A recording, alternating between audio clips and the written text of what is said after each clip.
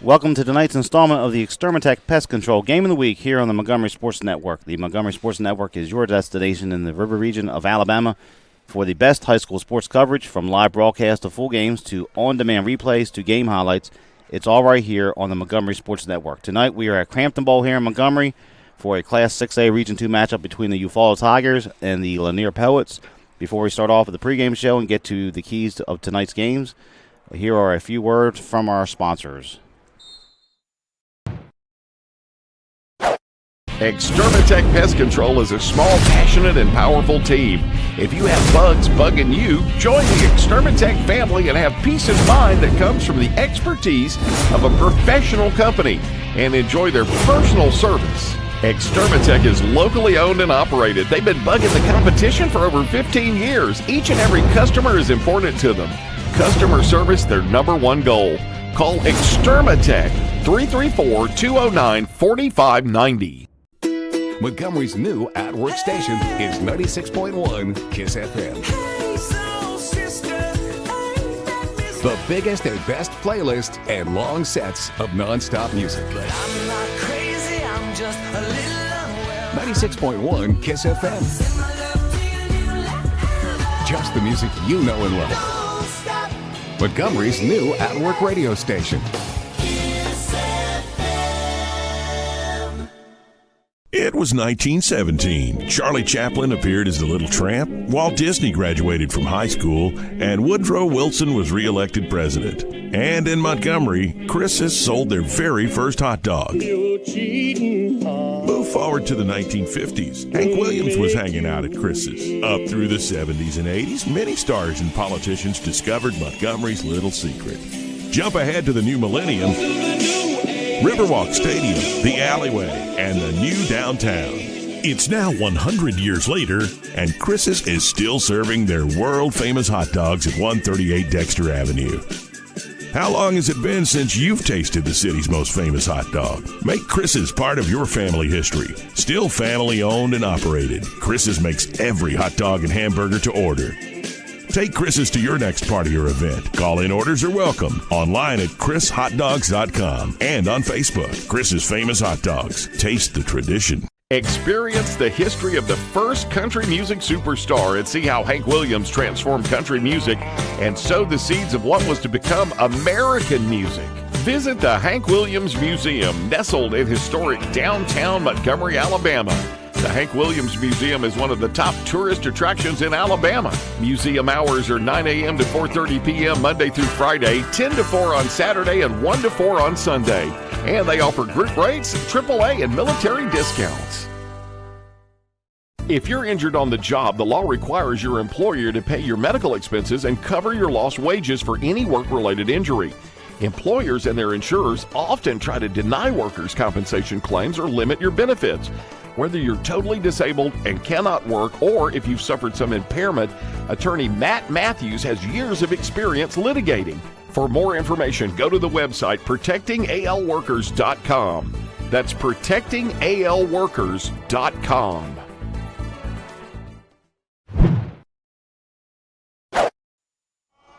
And welcome back to the Hank Williams Museum pregame show here on the Montgomery Sports Network. My name is Kane Young. I'll be your play-by-play man tonight. And my color commentator is Daryl Dapperts. Daryl, good to have you back here at Crampton Bowl. Good to be back at the Bowl tonight. Another local team trying to get into action and take on a team from, outside of the river region. So it'll be an interesting matchup, and we'll talk about more of that when we get into the keys of the game. So we have Eufaula making the drive up here to visit Sidney Lanier is his Class 6A Region 2 football tonight here on the Montgomery Sports Network.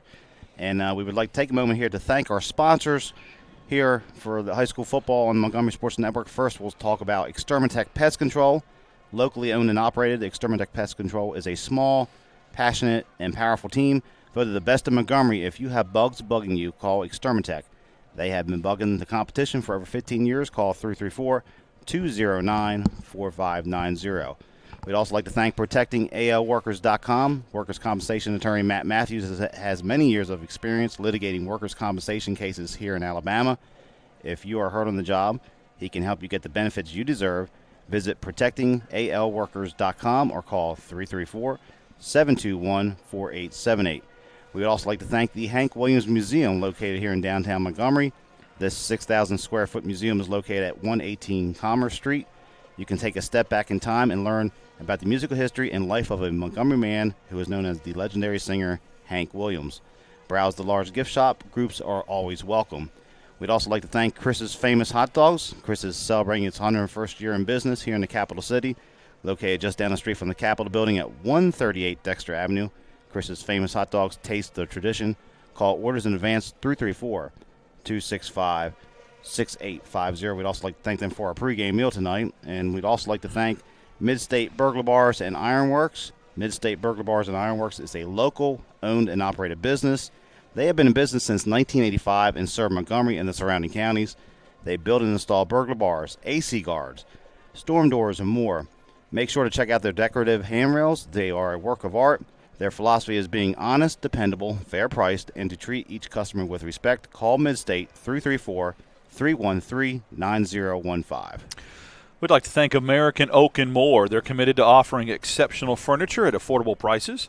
American Oak and More's friendly staff will help you locate exactly what you're looking for, from patio, mattresses, dining, bedroom, living room, entertainment consoles, youth, occasional furniture, and more. Voted best in Montgomery. You don't pay with fake money, so don't settle for fake wood. Call 334-277-7793. La Zona Rosa Hillwood Mexican Cafe, located at 2838 Zelda Road, minutes from downtown Montgomery. They are one of the area's finest Mexican restaurants. From their great lunch selection and value to the tablecloth and candle evening atmosphere for dinner, La Zona Rosa has something for all. Dine in or carry out available. Call 334-274-1153. Industrial Specialty Company Incorporated. Since its inception in 1974, Industrial Specialty Company has built an international reputation as a premier provider of high-quality precision machines, parts and assemblies, custom-designed and fabricated industrial equipment, fixturing, tooling, aluminum anodizing, and military spec painting. Virtually every operation necessary in creating a part is completed under one roof at ISCI, enabling them to control each product each step of the way. Their one-stop shop organization greatly simplifies client purchasing efforts and significantly reduces cost and the lead times of products. Visit their website, www.industrialspecialty.com, or call 334-277-2224 to learn more about ISCI. And would love to thank our media partners, the stations of Blue Water Broadcasting. We want to thank them for promoting us this week on their stations. You've got News Talk 93.1, Kiss FM 96.1, 97.9 Jams, Bama Country 98.9, Yo 100.5, Classic Country, The Possum at 104.9, The Gump, and 107.1 The Vault. They are local folks helping local businesses. Call them today and let them help your business at 334-244-0961. And once again, thank you to all of our sponsors. We couldn't do this without you. And please support them. Tell them the Montgomery Sports Network sent you. Okay, we're just about 21 minutes from kickoff here at Crampton Bowl. You're watching the Extermatech Pest Control Game of the Week on the Montgomery Sports Network. This is the Hank Williams Museum pregame show. We're going to take a quick break and come back in just a moment, and we'll look at the keys of the game between Eufaula and Lanier. I had a dream, a beautiful dream. I couldn't believe how real it seemed. Up on stage, in a field of green, on the winding river, and a song you'll sing. When I wake up, I'll see you here in Montgomery, where dreams come true. And welcome back to the Hank Williams Museum pregame show here on the Montgomery Sports Network. Tonight we have Class 6A Region 2 action as the Eufaula Tigers have made the trip to Montgomery to take on the homestanding Lanier Poets. And there we'll get into our keys to the game this evening. We'll start out with the homestanding Poets. First key we'll look at tonight is to try to find some offense. Yeah, they've scored 2 touchdowns in their first 2 games. They had a bye last week. Not much offense at all. A lot of turnovers, a lot of sloppy play. We'll talk more about the red zone problems they have. But, offensive inconsistencies sometimes show themselves up on the stat sheet in many different ways. Scoreboard's one of them. Lack of production on third down's another one. And when you get into the red zone and can't punch it in, that's probably the most difficult of all. And Lanier is struggling offensively right now. Yeah, 2 weeks ago, I should say, they played Robert E. Lee here in a city game. And 5 trips into the red zone for the Poets, only scored 1 time. And that was a touchdown pass from Savalas Knight to Ja'Cory Wilson from 20 yards out. They lost a lot of firepower off last year's team. They had James Foster, the quarterback, went to Texas A&M. They had several very good receivers. A lot of shoes they have to fill this season. Yeah, but you would hope that the program is at the level where they would just reload. The feeder programs from the local junior highs and that kind of thing. But you're right. they have a difficult task to replace some of those guys, key contributors. But, offensively, they are they're stale right now, a little stagnant. So that's got to be a huge key to see if they can get off the schneid a little bit tonight. And the second key we'll talk about is Lanier having a bye week early in the season, whether that's a benefit, whether they can change some things up here as they go into what is technically week 4 here. Yeah, if I was, Coach Cunningham, I would not be happy to have a bye that early. You'd love to have one after the 4th or 5th game when the bumps and the bruises and all those things start to heal. So to have to get into a bye right after only playing 2 weeks, number one, it is always brutal to come off a loss and go to a bye week. Those 2 weeks seem like eternity. If you come off a win, it's a little bit easier to swallow. But when you lose a football game and then go into the bye week, it's tough. So it's going to be interesting to me, Kane, to see how they respond. Are they going to come out and is that 1 week rest going to refresh them, rejuvenate them, they come out and play better? Or is it going to cause them to be a little bit rusty and to dwell on that loss and come out flat? That's going to be a key tonight. Yeah, and this will be Lanier's first region game. Eufaula comes in here 1-0 so far in region play, Class 6A Region 2. And the final key for the Poets, talk about the weather. It was hot today. At some point during these broadcasts, when the crisp fall air is when we have these doors open, we won't have to talk about the weather. We had torrential downpours and lightning, and we've had 2, desert oasis summer-like nights. This is the hottest day in Montgomery since August 13th. September is supposed to be cooler than August. I read that somewhere in a book. It's not, and that's going to be key. The heat timeouts help. But both squads, depth becomes key to this football game because it's going to be hot for both sides. So whoever can play more bodies and keep them fresher will have the advantage. Yeah, I hopped in the car to come down here after my day job, and it was 96 when I got in there. The heat index had to be closer to 105 this afternoon. And, it's hotter off artificial turf. So, yes. If we threw a thermometer on there right now, I bet it'd be 10 to 15 degrees warmer than it is air temperature. And the opponent tonight, the visitors from Eufaula, the Tigers come in here 2-1. We'll look at their keys to the game. First, we'll start with Go Green. I know you're not talking about recycling. No, I'm not. They have a running back who is the real deal, one of the best running backs in the state. His name is Javarius Green. He goes by Joe Green is his short nickname. But all he's done in 3 games, Kane, is put up 373 yards on 37 carries, 7 touchdowns. You heard that right. 7 touchdowns, and he's averaging 10 yards per carry. So, obviously, any game plan defensively for Lanier has got to start and end with stopping Green. And the second key we'll look at, more balance for Eufaula. Obviously, a team that's scoring that much on the ground through the rushing category. Has some questions there about getting the ball getting it done through the air. Yeah, they've only thrown the ball the whole year. Quarterback Hess Horn has only thrown it for 175 yards in 3 games. That's a little less than 60 yards a game. He's 12 of 26. He's completing less than 50% of his passes. So if Lanier is able to devise a game plan where they shut down Green, then is Horn going to be able to make them pay for that if they load up the box and get some passes downfield? Because if they are one-dimensional, now Green may be good enough that it may not matter, and we'll see that tonight. I'm really looking forward to seeing that aspect of Eufaula's offense. But somewhere down the road, Eufaula's going to have to get balanced, and right now they are relying way, way too much on the run game. And Eufaula comes in here 2-1. Last week they won their first region game against Northview 28-7.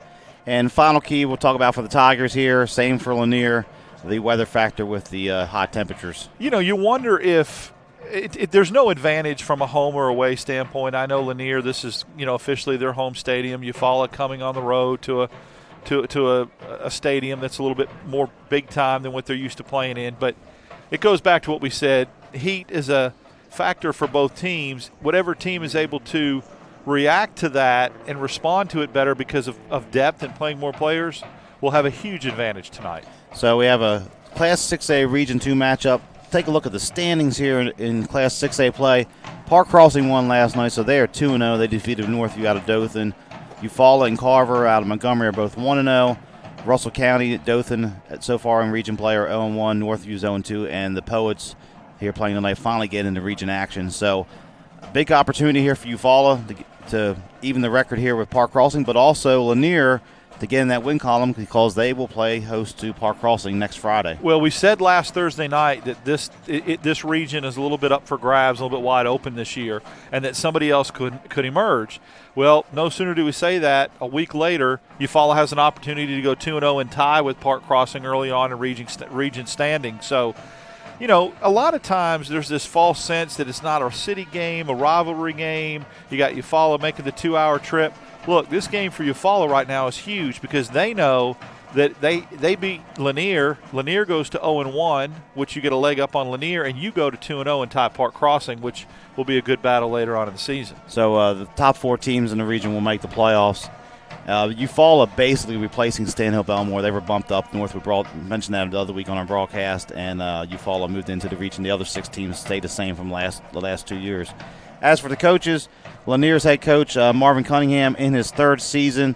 Started out 8-3 in 2016. Last year they won over 10 games. Only loss in the regular season was the Park Crossing. They won a playoff game for the first time in almost 2 decades. He's trying to get them back on the winning track here to start this season after it began 0-2. Yeah, L.C. Cole was the coach last time they won a playoff game, but he had some success the last 2 years. That's something good to build upon. He's been there, done that. He's not coming in with a losing record. He's had success, and so he knows what it takes. I think that the loss of their key offensive players, some of the guys you mentioned that went on to play collegiately, hurts Lanier. Sometimes it just takes a couple more weeks, a little longer when you replace players like that to gel a little bit. If they are going to, tonight's got to be step 1. And the Poets lost their opener to Westlake 45-6 last week, or 2 weeks ago. They lost to Robert E. Lee here in Montgomery 20-7, and they had a bye in week 3. All time, Cindy Lanier is 0-2 against Eufaula. Those 2 games were in 2014 and 2015. The Tigers of Eufaula come in here 2-1, led by first-year head coach Ed Rigby, but he is no stranger to success. 5 years at Elba, he went 53-12, won a state championship Class 2A. Back in 2015, he was a runner-up in 2014, so he brings a new attitude in here for Eufaula this year. They were really excited when they hired Ed Rigby, the success he had at Elba. And, he has an opportunity to start off 2-0 region, get the ball rolling. They're balanced. Their balance is going to be a key. And we talked about, their rush game being so significant. They don't just have one running back. They have a couple other guys, Zayden Thomas and Xavier Peterson, can also run the football. And defensively, man, they've got some guys that can absolutely get it done, tackling-wise. I mean, they had one guy, I believe he was averaging 11 a game. I have him right here, number 20, Brooks Weeks, 33 tackles in 3 games. He's averaging 11 per game. And Brandon Hudgens, number 40, he's got 26 tackles, 9 per game. Neither one of them were even the leading tacklers in last week's win, 28-7. Xavier Peterson led with 11 tackles and also was the second leading rusher. So, they're doing it on defensively and offensively. It's just, can they get some balance on offense? And I know that's what Coach Rigby's going to be looking for tonight. Is it possibility that maybe leading so heavily on the running game here early in the season is an opportunity there to protect the quarterback, only a sophomore with Hess Horn starting? That might be just leaning on those stud running backs they have right now. Well, and they could have the philosophy, Kane, that you dance with who you brought. You dance with who brung you. And if Green is that good of a back and he's your stud and he's your focal point, then you ride him and you don't try to do anything different, go outside of your identity, because if he's that good and he can lead you to victories and you can, basically even if it is not as balanced as it needs to be, until other players start to develop, that's a nice luxury to have. So Eufaula, their first game they lost to Early County in Georgia 28-3. Then they won at Beauregard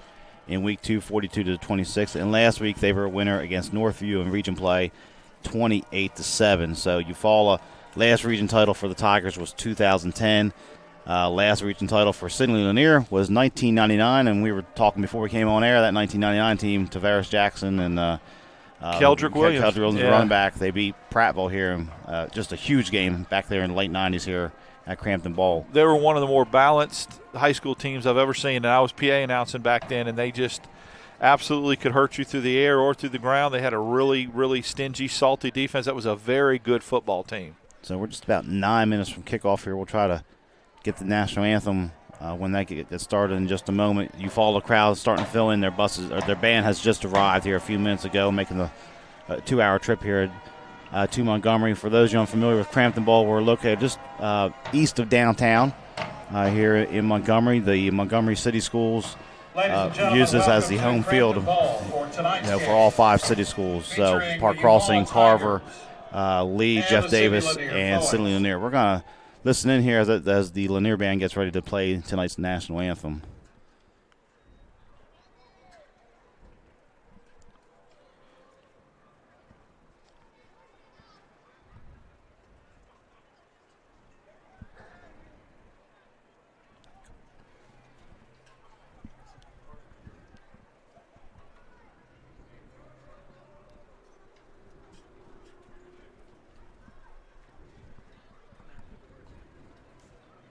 And we're waiting on the color guard. That's what the holdup is. So the PA announcer here, Graham Dunn, has started to make his announcement to get the band ready, but the color guard was not, so they're working their way out to the field here at Crampton. But as I was saying, this is the home field for 5 schools here in Montgomery.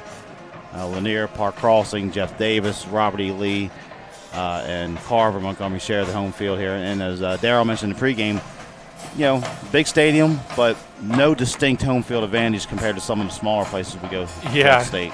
When you go to the community-type stadiums where the whole crowd comes out on a Friday night, it is a different home field advantage. The only time that this would, I think, present a problem is if a school came in a little wide-eyed. We haven't seen one, but there could, that could be an opportunity. Someone comes in that's never played in a stadium this size, Camellia Bowl, that kind of thing. If they come in a little wide-eyed and intimidated about the atmosphere, that could be the only time I could see there being a home field advantage. So Eufaula making the trip here. Lanier tonight, we talked about their offense. James Foster was their big-time quarterback last year. He went to Texas A&M out there with Jimbo Fisher right now. But they had a good group of receivers and DeJounte Oliver, DeCorian Johnson, Rodriguez Ellington, that they spread the ball around so far. The 2 players that come back for them from last year are Noah Hart and Ja'Cory Merritt. So they'll see if they can then go in here tonight as we get ready for tonight's national anthem presented by Sidney Lanier.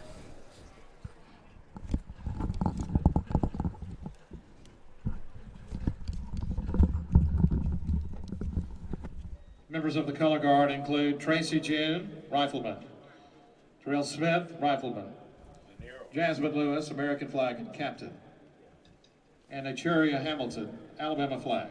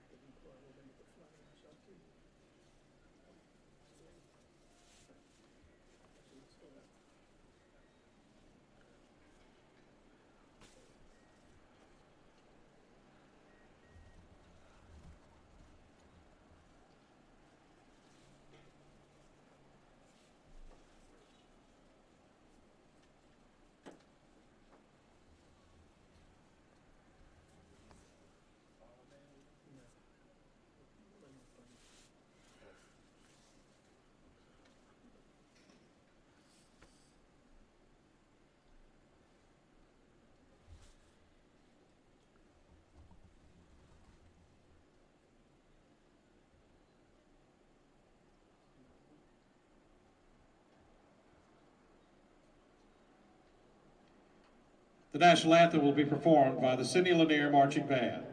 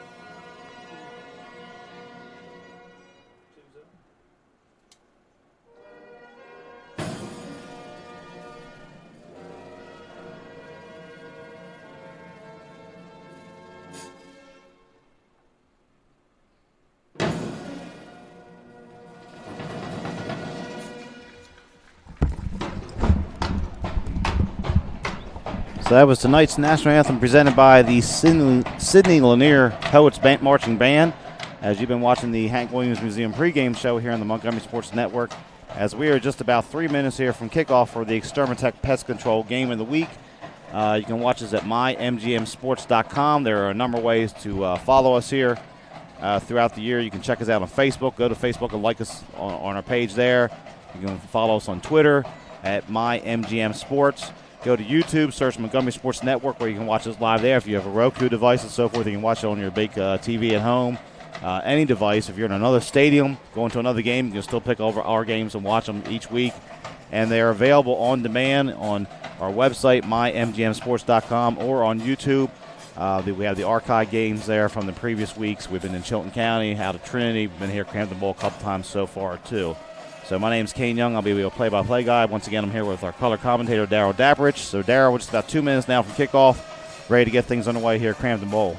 Be interesting to see if Lanier does receive or if Eufaula receives the opening kickoff, if they come out, try to buck the trend a little bit and put it in the air to keep Lanier off guard. Because if I'm Lanier's defensive coordinator and I look at the season statistics, I'm going to think they're going to be very, very run heavy. I'm going to slant. I'm going to put so many guys in the box. My defensive game plan is going to be to stop the run, and particularly Green. Eufaula could completely throw that, out the window and make that out of whack if they come out and put the ball up in the air, even if it just keeps Lanier's defense a little bit honest. Yeah, just back them up a little bit, throw maybe a deep ball, deep shot here or there, so forth. Eufaula has won the toss, and they're going to take the football first here to get this game started here at Crampton Bowl. Eufaula will come out of the end zone to our north, which is our left, and out of the south end zone. Lanier will run out here in just a moment. One interesting aspect I noticed in the warm-ups, both teams' field goal kickers were making kicks from 40 yards. Rather unique here at the high school setting. It is. We haven't seen much kicking success this year. Of course, a couple years ago, Jake Lane at Park Crossing was phenomenal, and some of the games that I did of his game was such a weapon for Coach Grider. He could get to the 30-yard line, and it was like points. We haven't seen that. We hadn't seen that in Chilton County. We hadn't seen it in Park Crossing. We really didn't see it in the Alabama Christian Trinity game either, which was a bit surprising because those teams have had kickers in the past. So I like that aspect of the game because you're not punting it on fourth down from the 30. You can get points, and points are exciting. And Roderick Smith, the kicker for Lanier, very effective last year. Routinely pinned teams back deep into the end zones, made teams go 80 yards the length of the field, which was a huge weapon. So the teams are out in the field here. Warm night, as Darryl mentioned in the pregame. Warmest temperature we've had so far in September today, in the mid-90s. Not a cloud in the sky, so it looks like rain's not a factor this evening, although that's plagued some games so far in the early part. We should still have the mandated heat timeout at the 6-minute mark here in the early season, as the AHSAA has a protection for players and make sure they don't dehydrate and so forth. So for us in the booth too. Yeah, yeah. Especially we'll take it. Especially in the areas where the windows don't open. So That's here right. at Crampton Bowl, we're back on our home turf basically, using the ESPN booth up here, which is nice. But looks like Lanier's going to get ready to kick this off. Green already back in at the 10-yard line to receive the kickoff for Eufaula, which is smart, dynamic. Your best player get the ball in his hands. Thomas, the other return man, back deep for Eufaula, number 13. I wish they showed height and weights. I'd like to see what Green is. Obviously he's a dynamic offensive player, but, if he goes 6'1", 200, that's obviously a situation where you're going to have some Division I scouts watching him. I don't know. I can't tell his size from here. So Roderick Smith will kick it off, the junior kicker, number 22 for the Poets. Thomas Green back deep for the Tigers, and the Extermatech Pest Control Game of the Week is underway here at Crampton Bowl. And that is going to be Thomas taking it at the 10, works left side, has some blocking there across the 25. He's going to get out to about the 29 to start things off here. Smart kickoff that time, kicking it away from Green. I think we'll see that most of the night as he kicks it off to Thomas, who is the second leading rusher on the squad. So both their stud running backs back there receiving the kickoff, and now number 11, Hess Horn, as you mentioned, Kane, the sophomore, coming out to lead the Tigers. Yeah, 12 for 26 on the year, throwing the ball, 175, 2 interceptions, still looking for that first touchdown pass. Probably called upon more than anything else just to manage the offense. They want him to cut down the turnovers, run the offense, and be a game manager. And it looks like number 23 is actually starting in the backfield here, but we're going to get a pass to start the game. Flared out here to the near side. It goes incomplete, and they were looking for Green on the first play on the pass. Yeah, you get the ball in his hands, get it in space, little flare-out screen out of the backfield, and he led him just a little bit too much. But give credit to the Lanier defensive back who came up and pressed and read that very, very well. So this time, Green will go in the backfield here with Tennille. That was James Cannon on the break up there for Lanier. Great job. Green gets the handoff here, and he's met after a minimal game out to the 30, and it's going to bring up a third long here early in the game for Eufaula. Well, not to overstate what we talked about, but you can tell Lanier's defense was slanted and stunted that way to keep the ball out of Green's hands. They flare it out to him, man right up in his face guard. So this time Green's going to come out in the slot here to the near side. Watch him up the seam. He's one-on-one in isolation with the Lanier defender. So it's 3rd down and 9. Looking to throw across the middle, and it goes incomplete on the crossing route deep there. That time he was looking for, looked like number 2, Duckworth, and it'll be 4th down and punting situation for Eufaula. Yeah, Duckworth's got to come up with that pass. That was actually a pretty good throw that time by Horn. Duckworth, the second leading receiver, that would have had first down yardage. So 4th down and a punting situation here to get things started for Eufaula, as it looks like number 84, Andrew Benefield, is in to kick it for the Tigers. And back deep is number 15, Merritt, for the Poets. And they have a couple short men up here. Rather unique punt defense for Lanier. Kick is away. Nice kick. Merritt takes it at about his 33. Goes right. He has some room down the sideline here. Missed the block. Still going, though. Across the 40. Cuts back. Still loose.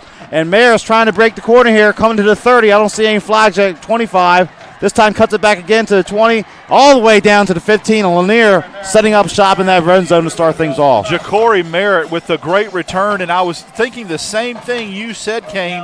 Why number 40 for Lanier didn't make that block at the 50. He waited. He let Merritt go by, and he made a second-level block, which kind of sprung him to the outside. So a lot of zigging and zagging there.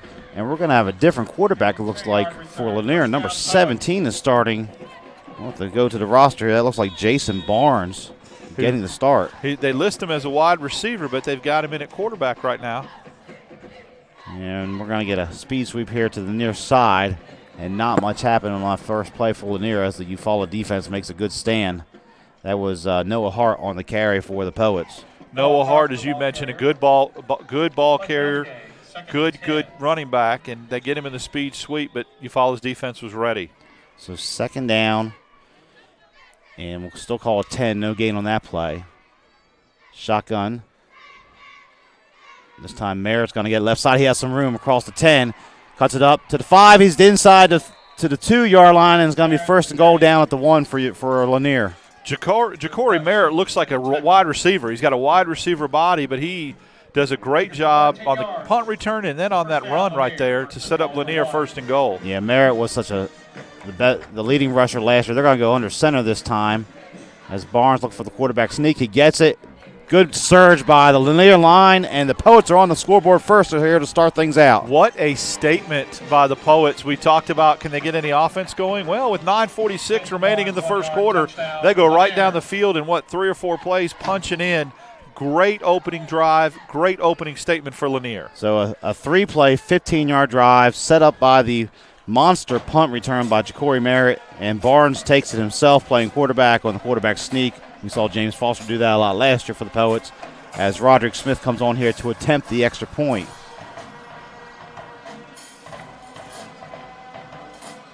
Low snap, good spot though. The kick is up, and it's no good, wide to the right. So our score, 9:46 left first quarter, is the Poets 6, the Tigers nothing. You're watching the Extermatech Pest Control Game of the Week.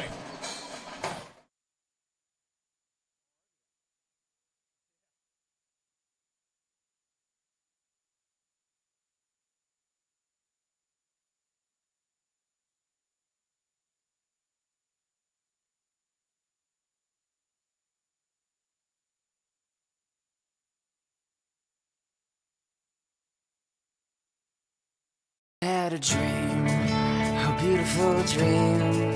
I couldn't believe how real it seemed. Up on stage in a field of green, on the winding river, in a song you'll sing. When I wake up, I'll see you here in Montgomery, where dreams come true. So we're back here this time as we're getting ready for Green and Thomas back deep. Smith to kick it off again for the Poets as they have the quick 6-0 lead. And Green is going to take it from his 2, works left across the 20, spins his way out to about the 29, 30-yard line again, where it's going to be first down and 10 for Eufaula. So if you couldn't draw this up any better if you're Lanier. You stop Green, you force a 3 and out, and then you go down offensively and put it right in the end zone. The only thing right now, the only blemish is the missed extra point. Other than that, storybook start for the Poets. So first and 10 for Eufaula. A little game pressure here early on for the Tigers on the road, trailing 6-0. 9.5 left first quarter as Green will motion out left this time. They're going to hand that off to Tennille. He tries to work over left guard, and it turns into a rugby scrum after a gain of about 3. Interesting name, Zytavius Tennille. If I was him, I'd go by the nickname Captain. A little Captain and Tennille action there. We might be dating ourselves. There's there. a lot of people that are listening to that had no idea. Google it. It is your friend. But anyway, second down and 7 gets a 3-yard gain. So Green goes into the backfield this time with Tennille, and Green's going to get the handoff, and he stood up and a loss there on the play, and this Lanier defensive line getting some pressure early on. They really are, and they're keying on Green, and so far the defensive game plan's effective. Make him, you got to shut him down and make somebody else beat you, and that's what they're doing. So third down and 8 from the 33. Eufaula going without a huddle. They're looking at the wristbands. They're going to bring 3 receivers to the near side. This time Green will stay in the backfield with the quarterback, Hess. Going to look to throw, and they're going to take off running here. The quarterback has it cross the 40-yard line. A great play that time for the sophomore quarterback to make his way out to the 45-yard line in the first down. Did not look very comfortable in the pocket. That's what Lanier wants to do, is get them in predictable passing situations. But he did a great job, Horn did, of escapability there, zigging and zagging and getting the first down. So Horn picks up 14 officially in a first down for Eufaula, their first of the game, as they have it on the 45. This time they're going to go with that Georgia Tech look here. Everybody in tight, double tight end set. Green's going to get it coming near side off tackle. Drives his legs out to about the 49 after a gain of 4. So a positive first down play that time for Eufaula. Yeah, those are very, very tough, hard-earned 4 yards that time by Green. Lanier doing a good job keeping Horn in obvious passing situations where he's not very comfortable. If Lanier can do that most of the night, man, that just really increases their percentages of winning this football game. So Eufaula huddling up this time. Horn going to the sidelines to get the play here out of this formation, double tight with the 2 wing backs on 2nd and 6. Tennille's going to get on sweep left side. He has some room across midfield. He's going to have the first down as he makes it a gain of 7 down to the 44-yard line. Yeah, Eufaula that time got tired of going between the tackles and going up the middle, running some predictable running plays. Went wide, got outside the tackles that time, and that results in a first down. So first and 10 at the 44, 7.5 left first quarter. Lanier 6, Eufaula nothing. And if it's not broke, don't fix it right now. They're going to stay with this formation. Eufaula is. And they're going to give it to Tennille again, left side. Again, has some room. Nice job making a man miss inside the 40. Gets down to the 38. Another 6-yard gain on first down. He did get 6 yards on first down. A nice little sweep play outside the tackles, but I give Lanier credit. One thing I'm noticing, Kane, early on, they are gang tackling. They are pursuing to the football, and it's more than one Poet that's taking down the ball carrier. Yeah, they almost had a tackle at the line of scrimmage that time, but Tennille was able to make him miss there and turns it into a 6-yard gain. 2nd down and 4. Ball resting at the 38-yard line for the Tigers. And again, the fullback this in there, number 26, Mitchell, lines up directly behind Horn, the quarterback. Thomas gets it coming near side. He drops the football into the turf, and he's going to lose yardage that time. A break there for the Poets. He's got a loss of 2 and to bring up 3rd down. Yeah, Green so far, as advertised, we expected a lot out of him, and Lanier can see the same stats we can, Kane. So their defensive game plan is let's stop him. And so far they've done a great job. That's a little self-inflicted. Puts Eufaula in another passing situation. Yeah, almost looked like he was trying to change hands with the football and trying to make a decision to go outside or between the tackles. It's a loss of 3 on the play. 3rd and 7 from the 41. Lanier with a 6-man front now. It's going to be a bootleg out here, and Horns under heavy pressure looking for over the middle. Late throws deflected and intercepted by the Poets.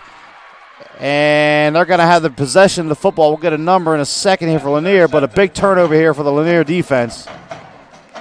As it was number 16, I believe, on the interception for the Poets. Yeah, that was a great job. And, of course, throwing off your back foot down to the middle of the field, not a recipe for success, and so Horn gets picked off. Brian Moss on the interception for Lanier. So 5:42 left. I see no motion for the heat timeout, so maybe they were past that point in the year. So 1st and 10 for the Poets on their own 33 after the turnover. If we're past that point in the year, someone needs to write a letter because it's pretty hot. All right, they're going to look deep down here near side. The ball is underthrown and intercepted by Eufaula. Racing back the other way is going to be number 14, Hardy, and he's going to have it into Lanier territory at the 33-yard line. Ricky Hardy on the interception for the Tigers. Yeah, he did a great job in coverage that time. Was one-on-one. That was actually number 4, Jacavius Lynn, number 4 that had that interception, Kane, and he did a great job in single coverage, was out there on an island, did a good job picking that off. So 1st and 10 for the Tigers. Now he goes back in on offense. You know he's got to be spent. Nope, he stays on the sideline.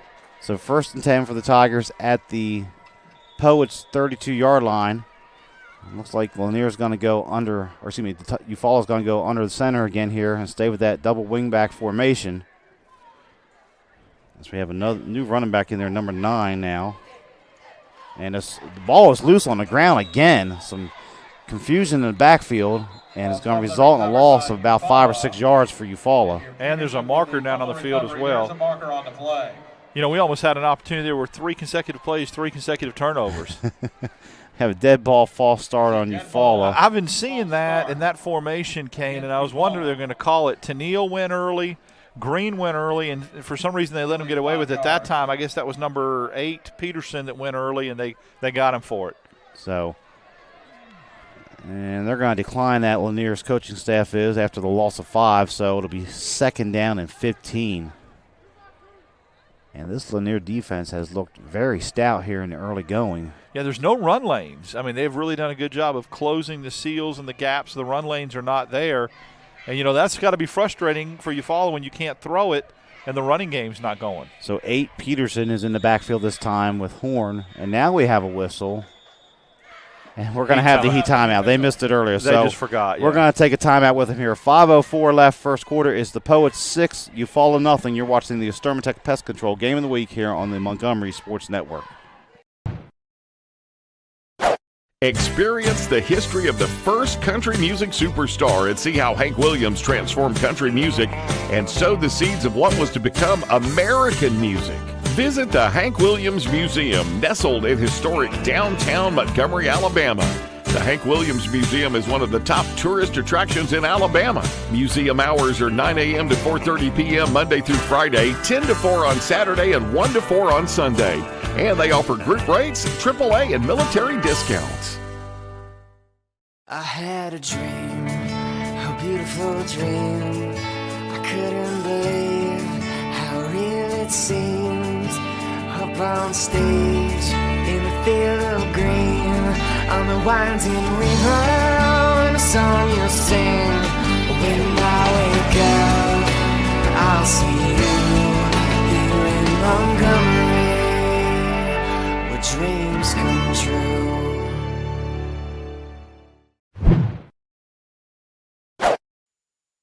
So we're back at Cramp the Ball here. Lanier 6, Eufaula nothing. 2nd and 16. Horn looking to throw out left. It is complete out there near the 35-yard line. It's going to be Duckworth on the reception for a gain of about 7. We'll bring up 3rd down and long here for Eufaula. Nice thrown that time by Hess Horn. It was obviously an out route. You got to throw it across the field. Put enough on it, threw it early enough to give his receiver a chance. So 3rd down and they'll call it 12 from the 34. Horn looking that way again, throws over for Duckworth. Nice grab by Duckworth inside the 20. He's going to have the first down at the 17-yard line. 2 nice passes in a row by Horn, 2 completions. He's really should have had 3. They had a drop early in the first quarter, so they've answered a question about whether they can put the ball up in the air a little bit. Yeah, it almost looked like the play earlier that you mentioned about the drop. This time Duckworth comes up with it, and Eufaula's down in the red zone, 1st and 10 at the 17. I got motion Green to the near side here. And a false start or legal procedure here on Eufaula. Yeah, shooting themselves in the foot. Coach Rigby can't be happy with that. But, we're watching a little bit of this offense evolve in front of our eyes, Kane, where they're taking Green out of the game, so they've got to throw it. And they've been successful getting it to the 22 to this point doing that. So 1st and 15 here at the 22-yard line. Peterson in the backfield. They're going to throw a screen out there to Green. He makes the catch, and nice pursuit that time by the Lanier defense, basically holding him to no gain. Yeah, I mean, they're pursuing to the ball. They're pursuing to Green. It's obvious they're keying on him. But, man, are they gang tackling, and really more than just one guy is flying to the football for the Poets. And it was Ja'Cory Merritt, the running back, making the tackle there that time for the Poets. So now it's 2nd and 16. They're going to motion Green. They're going to fake the handoff. Man, nice job by Lanier defense shutting down Tennille that time for a loss in the backfield. I will say this. It's early in the football game. They have scouted this team very, very well.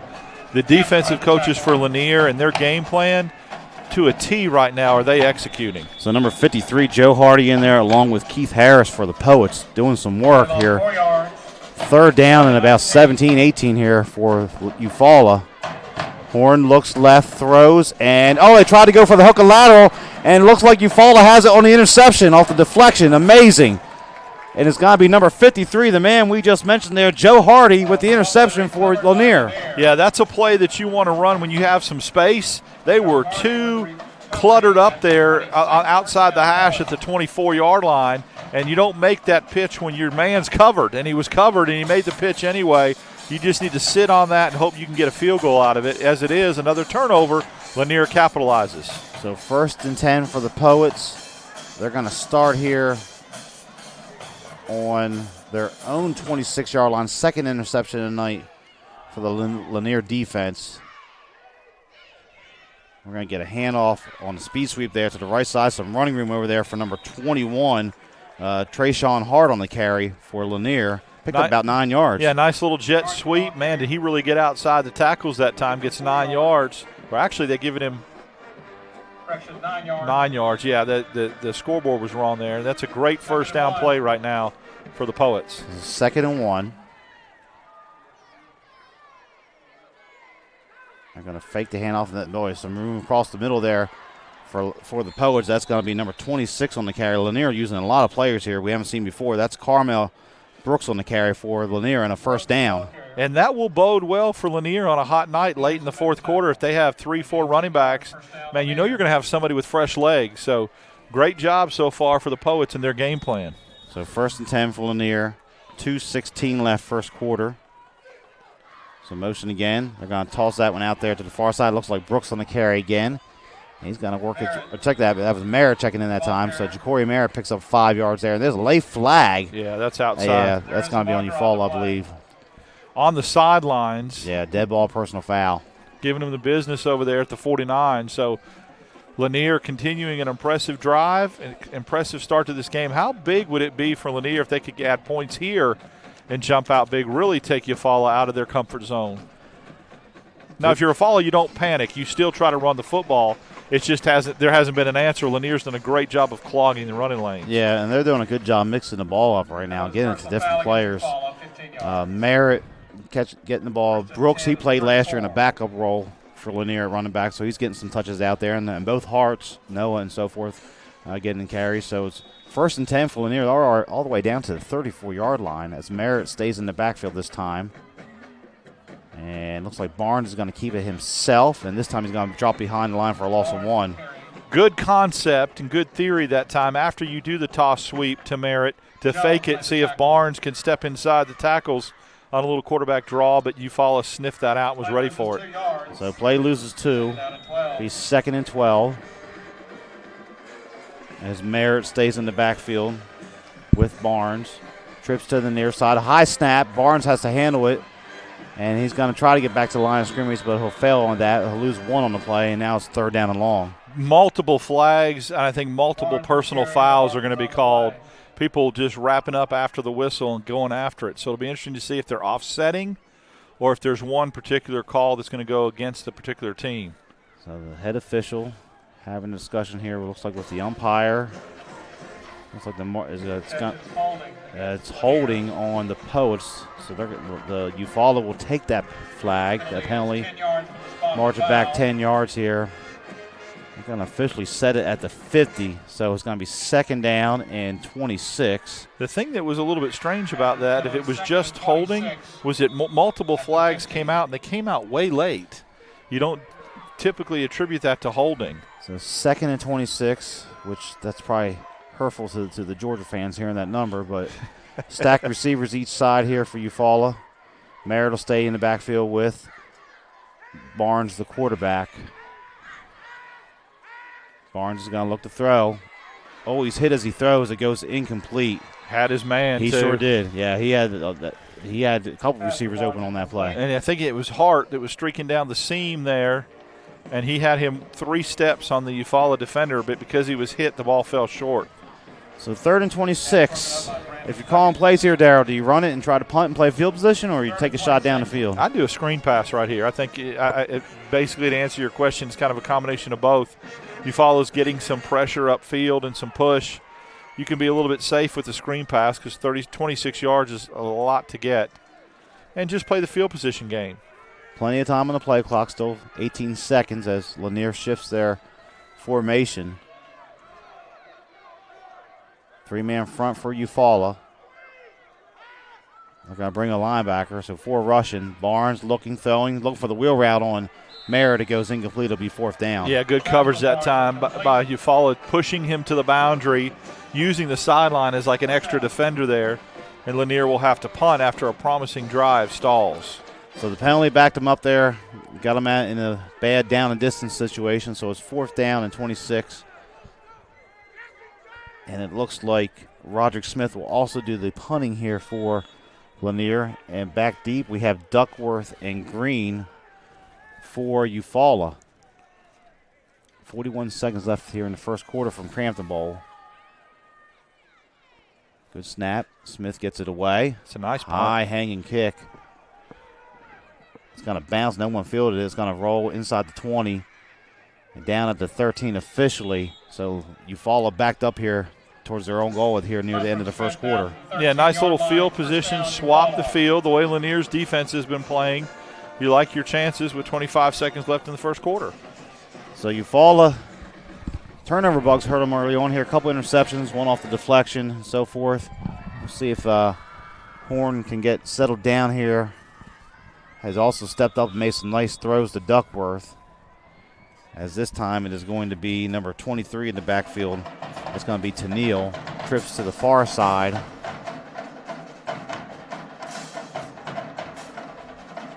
And Horn's going to pull it coming near side. And a great open field tackle there by Lanier. Try to get a number on him. That's number 30. Check that, 20. Number 20, Taylor, I believe, on the tackle for, it was Caleb Taylor, the defensive end for Lanier. Yeah, that was a great play because Horn was outside one-on-one and Taylor was isolation. He gets around him. It's at least 15 yards, and great open field tackle that time by Lanier. So the end of the first quarter here on the Extermatech Pest Control Game of the Week. It is Lanier 6, Eufaula nothing. You're watching the Montgomery Sports Network.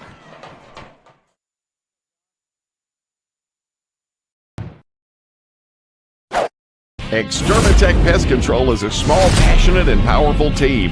If you have bugs bugging you, join the Extermatech family and have peace of mind that comes from the expertise of a professional company and enjoy their personal service. Extermatech is locally owned and operated. They've been bugging the competition for over 15 years. Each and every customer is important to them. Customer service, their #1 goal. Call Extermatech 334-209-4590. Montgomery's best country is on Bama Country 98.9 WBAM. Bama Country with Bubba and Christy every weekday morning 5:30 to 10 a.m. We're gonna have a house party. Bama Country, playing today's best country and all the country legends. Bama Country 98.9 WBAM. Listen to Bama Country 98.9 WBAM.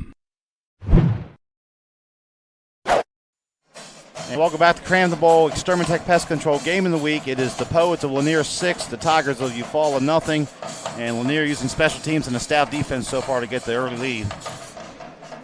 And they've come out offensively, done some nice things too, moving the ball, some jet sweeps and some wide stuff. So right now, let's see if they can continue that in the second quarter. They need to keep that up. Tennille is going to get the carry, but we have a whistle, and that's going to be another illegal procedure against Eufaula, their third penalty of the night, so they'll back it up 5 yards. Man, Eufaula is really shooting themselves in the foot. I mean, they can't get any kind of offensive continuity. They can't get going any momentum because every time they do, they're stuck behind the chains.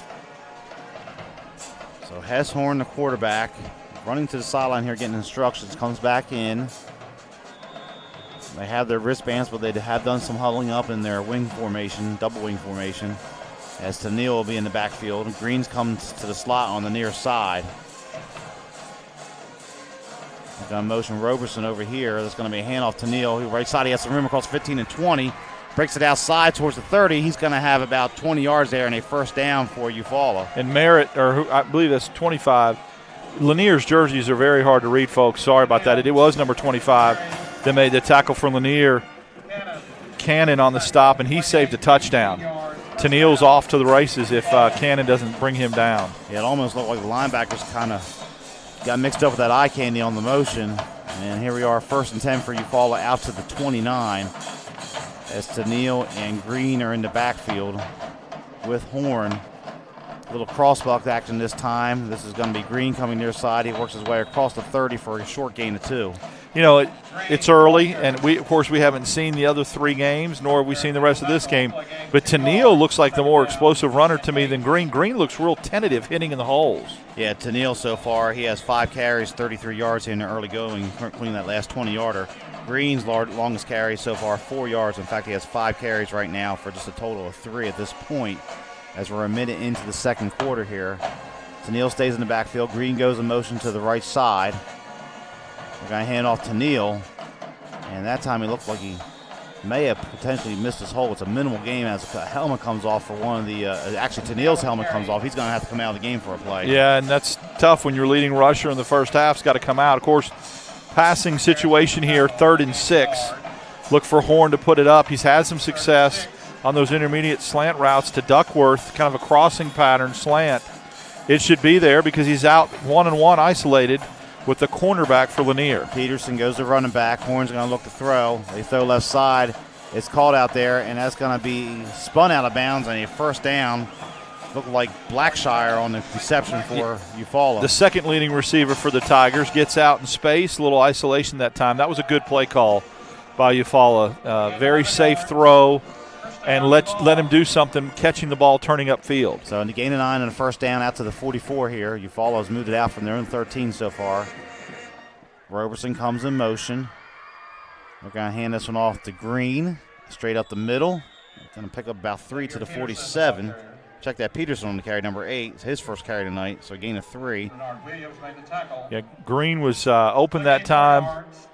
Could be because they knew the run was coming, and after they handed off the ball, the defenders just stopped. But Green was wide open up the seam. And Peterson that time, who had some success rushing the ball last week. This time Green's in the backfield. And they're going to hand to him on the crossbuck right side. He's going to have some room here across the 50. His best run of the night. Lowers the shoulder. First down in the Lanier territory at the 44. It's a gain of 8 and a first down for Eufaula. But check that. I see a flag out there, and it's going to come back because of holding. There was a huge hole, and I'm wondering if that's the reason why, because of the hold. But that was the most room that Green had to run all night. Did a good job of not going down at initial contact. Got 3 more yards, but it's all for naught as that's coming back. So 9:34 left, second quarter. Another penalty on Eufaula. It's going to back him up to the 39. Bring up 2nd and 15 officially for the Tigers. You know, one of the things we talked about that wasn't a key to the game was both teams' defenses, and right now Lanier has really come to play. So timeout Eufaula, or score, Lanier 6, Eufaula nothing. You're watching the Montgomery Sports Network.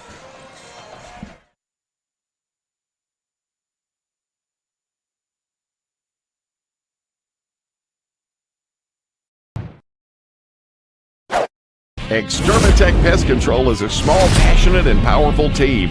If you have bugs bugging you, join the Extermatech family and have peace of mind that comes from the expertise of a professional company and enjoy their personal service. Extermatech is locally owned and operated. They've been bugging the competition for over 15 years. Each and every customer is important to them. Customer service, their #1 goal. Call Extermatech 334-209-4590. Montgomery's best country is on Bama Country 98.9 WBAM. Bama Country with Bubba and Christy every weekday morning 5:30 to 10 a.m. We're gonna have a house party. Bama Country playing today's best country and all the country legends. Bama Country 98.9 WBAM. Listen to Bama Country 98.9 WBAM. So developing story so far. We only played 14 and a half minutes. 4 penalties on Eufaula so far for 40 yards. They've been hurting themselves here with the 2nd and 15 coming up. Really have, putting themselves behind the chains, erasing big gains. They're going to look to throw this time right side. A lot of contact over there, and there's a flag. As that time they were looking for Blackshire, it's going to be interference on Lanier. That was a really good throw by Horn. He can spin it. I didn't realize that he had that much passing talent. He put the ball in the air, and because of the defensive pass interference, now they're set up. That ball would have been caught, I believe, if it wasn't for the Lanier defender being all over Blackshire. So they throw it up there, get the penalty. During the timeout, we saw the Eufaula coaching staff giving an earful to the officials there about the penalties so far. A lot of false starts are in the order going here on Eufaula. He's lucky he didn't get flagged then, too. I mean, you could have thrown that for a sideline warning, sideline infraction coming off the field like that, even if it is during a timeout. So the ball's going to be spotted just short. 2nd and 1. I call it 2nd and 1 officially for Eufaula. As Tennille's in the backfield. They're going to motion Roberson near side. Tennille gets it. He's going to drive forward, have that first down for a gain of 1. Yeah, that was the play call there, was just to get the first down, and they did. But there's just not holes. I mean, from up here, we have a great vantage point to watch holes open up, and they're just not there, Kane, early on. Yeah, Lanier's defensive line, really impressive so far. They had some big games last year. The offense got a lot of attention, but Lanier's defense was very stout along that front 7, and they're displaying that so far tonight. As the head official having a word over there again with the Eufaula coaching staff. Now he comes back on and starts the clock finally with 9 minutes left here. Tennille's going to get it on the handoff right side. He's going to work his way to about the 43. It's going to be a short gain of 1 on that play. Well, what you're watching right now is a defensive line that is just really tackling well, too. The point of contact, Kane, the ball carrier is going down. They're not getting leg drive. Lanier's defensive line and linebackers are wrapping up, and when they hit them, they're going down. They're getting stopped. So 2nd down and 9. Not a lot of yak yards so far for Eufaula. It's a good point. So 2nd and 9 at the 43. Green is in the backfield this time with Horn. Green's going to get the handoff. Squirts his way through the initial burst of the line and gets about 3 to the 40, bring up another 3rd down and 6. Yeah, I don't know if he's not picking the right hole or if the blockers are missing assignments, but it seems to be running right into the back of his offensive lineman and right into the teeth of that defense. Not much space. He's not running in space at all. So we see 13, Zayden Thomas in there in the backfield this time with Green. Roberson in the slot out to the right. They're going to look to throw it. Horn back under heavy pressure. Tries to dump it off late to Green. It's almost intercepted again. It hit the turf. Dangerous pass there, and now it's going to be 4th down. Lanier's defensive front getting pressure, getting push, and getting upfield, and Horn had no choice but to kind of throw that quickly, and it almost resulted in a turnover. It looks like a Eufaula is going to punt it. The punter is Andrew Benefield. And this is where the game changed in the first quarter with the punt return by Merritt. Lanier's keeping the 10-man defensive look out there. Merritt stands back just near his 10-yard line.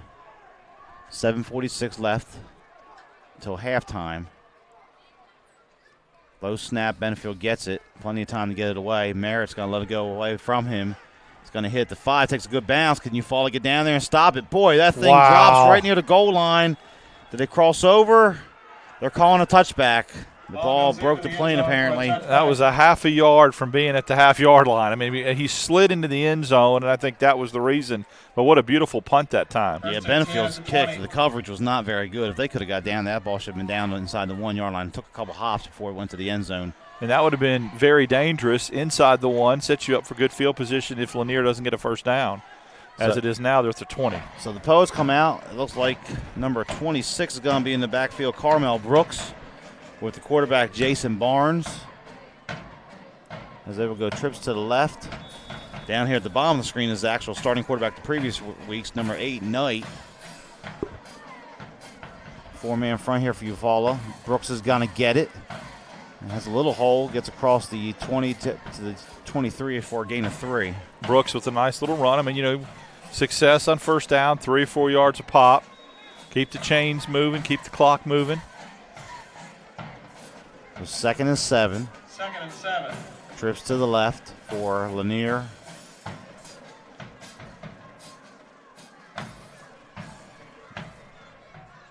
Barnes is going to look to throw this time. He's looking to over the middle, has a man, threw it late, it goes incomplete. He was looking for Noah Hart. The pass was thrown a little bit behind him. Yeah, Hart was wide open.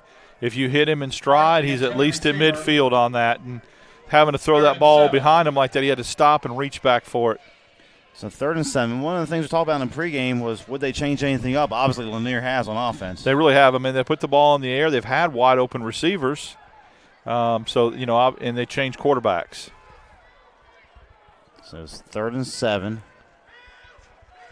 Barnes looking.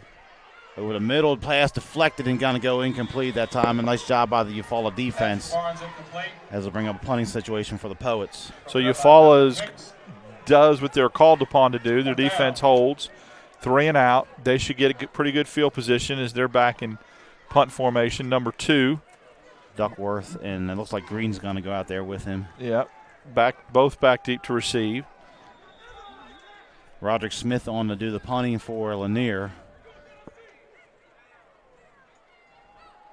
Good snap. Kick is away. Another beautiful kick here. Oh, what nice a block by Green. Duckworth's going to be thrown out of bounds at about the 47, but Green, the running back, with a huge block out there. I'm telling you, that was impressive. It was just as impressive as Eric Whiting just jumping right back up after he got absolutely leveled. He never even stayed down. It was like one of those weeble wobbles. He got right back up and went right after the ball carrier that time. So good field position for Eufaula. Last time they started on the 13, now they gained about 35 yards here out towards the 47. Well, that's that field position game. Think about what it could have been if they had put him inside the 1. Of course, the play calling might have been different. You never know. Going to go back to the double wing set here. That Georgia Tech-style offense. Looks like Tennille's one of the wing backs. They're going to give it the Green right side, and not much happening there. In fact, he didn't think he hit the ground, but the side official came in right away and marked him down on the ground on contact. More fodder for the Eufaula coaches on the sideline to be angry about. It's tough for our angle. Probably At home you could see it better on the screen, but we couldn't tell if he was down, if a man was underneath him or not. So 2nd and 9, officially a gain of 1 that time for Green. And now Eufaula huddles up as number 13, Thomas, comes in the game for the Tigers, along with Tennille, the other back, in the wing spot. And there's motion again, I think, or is that going to be offside? Offside on Lanier. So 5 yards against the Poets. bring up second down and about 4. That's the third penalty of the night for Sidney Lanier. 3 for 30 yards so far. Finally, some of that motion that Eufaula's running on offense caused Lanier to jump off sides.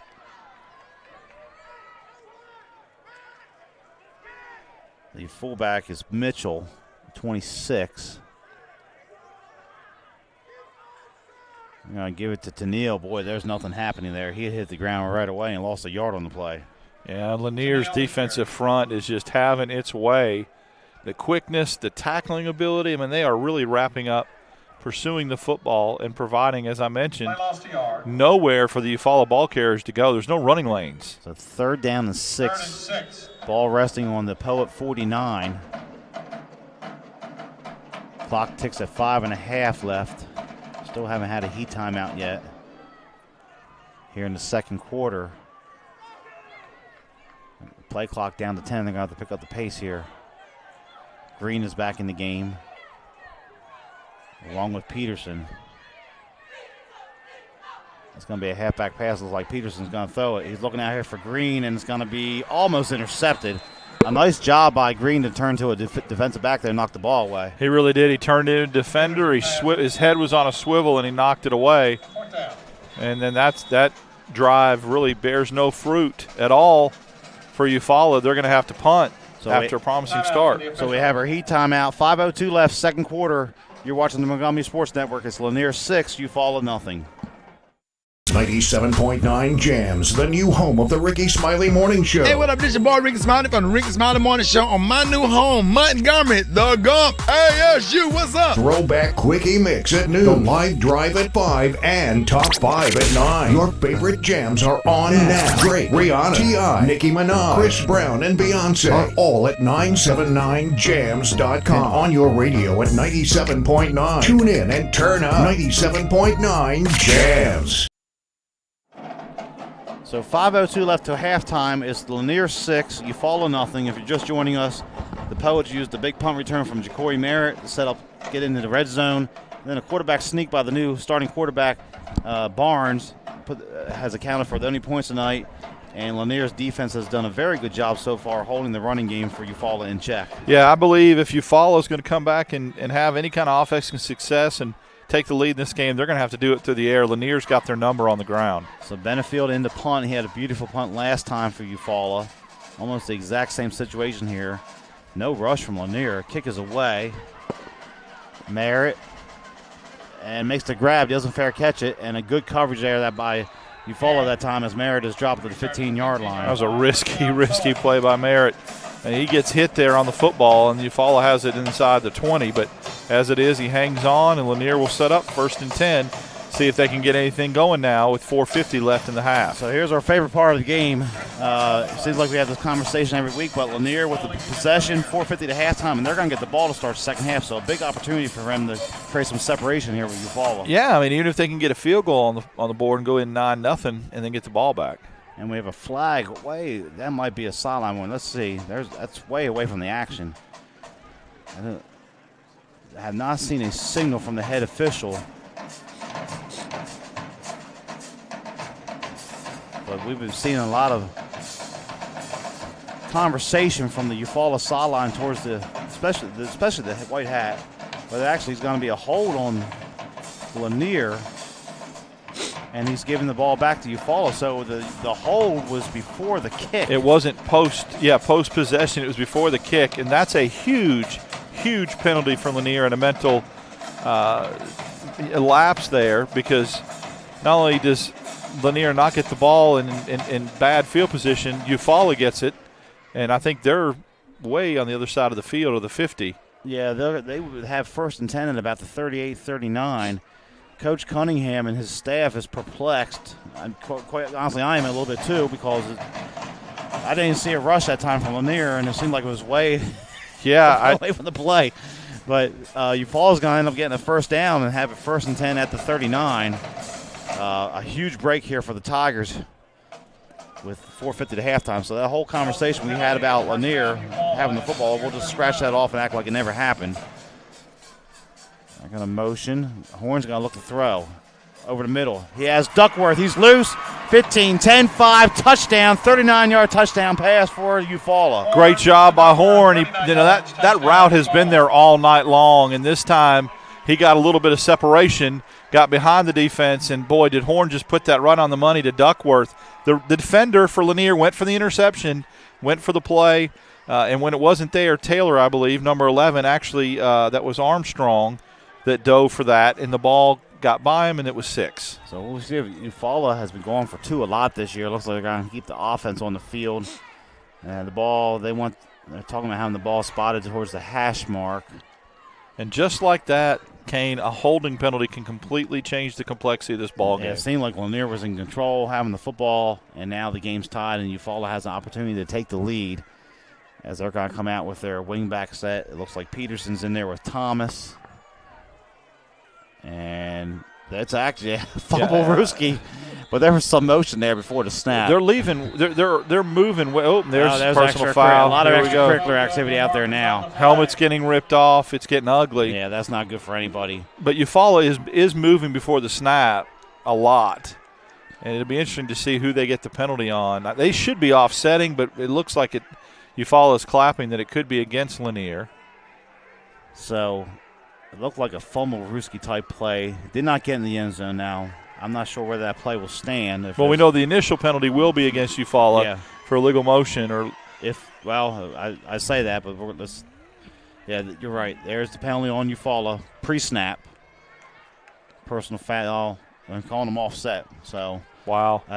I'm not sure how that happens because it seems like the personal foul was after the play. I mean, if you're Lanier, you really got the great end of the stick on that one. The 15-yard penalty to a 5-yard penalty, the offset. So we'll do it again. The ball resting on the far hash mark as Eufaula's going to go for 2. And now it looks like they're trying to get the location of the football changed again to the middle of the field, and they're going to attempt to kick it. And that is going to be number 86 for Eufaula. That is going to be Jacob Lang, I believe, doing the kicking. Good snap and spot. No. Kick is short somehow. So the extra point is no good. So our new score, 4:36 to halftime. It's Lanier 6, Eufaula nothing. You're watching the Extermatech Pest Control Game of the Week here on the Montgomery Sports Network. We're not your daddy's rock and roll station. 104.9, The Gump. Montgomery's alternative rock station. 104.9, The Gump. The only radio station in Montgomery playing new rock alternative. 104.9, The Gump. Montgomery's alternative rock station. 104.9, The Gump. So 6-6 here, cramp the ball. Class 6A Region 2 action. Eufaula ties it up. The penalty gives them new life, and the touchdown pass to Duckworth from Horn. And we have a new ball game as Lanier seemingly in control just a moment ago. Now sees the game tied, as it looks like Merritt is back deep here for the Poets. Pretty short. Yeah, they're only standing at the 20. They're going to pooch this kick to the near side. Going to be taken over here by the 30.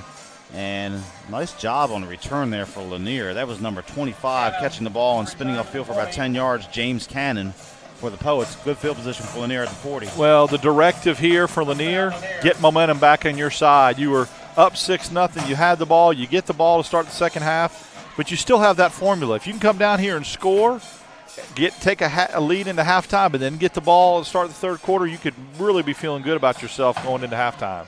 So 2 receivers to each side. Merritt comes back in and running back here for the Poets. Barnes calling the signals. They're going to motion Noah Hart. They're going to give it to him on the left side. Has some blocking out there across the 40. Lowers his shoulder. He's out to about the 46. And now looks like a fumble late in the play. Eufaula players saying they have it. Still no signal. And now the officials are going to have a conversation as to whether or not he was down. In fact, everybody's in there. He was extending the play and reaching with his body and his upper body, his torso. And I was just about to say, man, that's dangerous to do that. And I don't know if they consider his knee down or not. Nope. You follow the ball. So Noah Hart with the fumble there after a 6-yard gain. And here's Eufaula right before halftime having all the momentum on their side. They're going to get it on the 47-yard line. Yeah, I mean, you can't fault Hart there. He's just trying to make something happen, not go down easily, extend the play, get more yards. And he was, I guess, up off of another player, not with his knee on the ground when they stripped him. So Kenneth Hunter came out with the football there for Eufaula. So 1st and 10 at the 47. It's time 2 receivers to each side for Eufaula. They're going to motion Thomas back to the right. They're going to throw to Duckworth again. That pass is going to be intercepted there by Lanier. Number 11 breaking on the ball, I believe. It is Charles Armstrong with the interception. And good for Armstrong. He was the one that got burned on the deep play to Duckworth. He comes right back, doesn't hang his head, and makes a great defensive play for Lanier. Great point, Darryl. So Armstrong making the play. So Horn with his 3rd interception tonight here in the first half, 4:04 to halftime. And we had this earlier, back-to-back turnovers, back-to-back plays. Here it's happened again. Good defensive backs are like good relief pitchers in baseball. You got to have a short memory, get right back at it. Merritt in the backfield with Barnes. 2 receivers split. And Merritt's going to get left side. Going outside across the 40. He's going to have the first down. Gets out of bounds at the 50-yard line. A pick up a 12 and a first down for the Poets. And a great job by the outside receiver for Lanier, number 14, Shackelford, to not hold his man. He realized that there's nothing to gain by holding him. Merritt's going to get the yardage anyway. He just stays engaged, and because of that, big play for the Poets. Merritt, 3 carries tonight, 34 yards so far. 3:53 to halftime. He's going to stay in there with Barnes. 3-man front, but Eufaula showing blitz here. They're going to motion Noah Hart again. They're going to hand it back off to Merritt. Merritt is loose across midfield. Coming there side to the 40. Gets a good block there, 35. Cuts it back, finally dropped down near the 33-yard line. 17 yards and another first down for the Poets. Merritt, not only in open field was he just really running the football hard, 2 great stiff arms to get separation. And I'd keep feeding that young man the football. Yeah, of course, he's a little bit spent, takes his helmet off on the sidelines and grabs a knee. And he's going both ways. He's playing a lot of defense. Carmel Brooks comes back in and running back here for Lanier. Look for Hart on the jet sweep right here. I think it's open, and I think they could pop it. 1st and 10. Ball resting at the 33. There goes Hart in motion. You called it. He gets it left side. Good block from Brooks. Hart cuts it up, though. He's going to get to the 30 for about 2 or 3 yards there. That's why I don't have my own 1-900 number making predictions. They did run the play. It's just Eufaula did a great job of closing that. I thought Hart could have got outside and got more yards. So 2nd down, clock ticking towards the 3-minute mark to halftime here at Crampton Bowl. Lanier 6, Eufaula 6. I'd love to see them out here with Knight, the converted quarterback to receiver. One-on-one, there is no safety help at all. And just to see if Barnes can get the ball out to him and let him go up and high point it. Knights at the bomb or a screen here. It's going to be a handoff again on the speed sweep near side.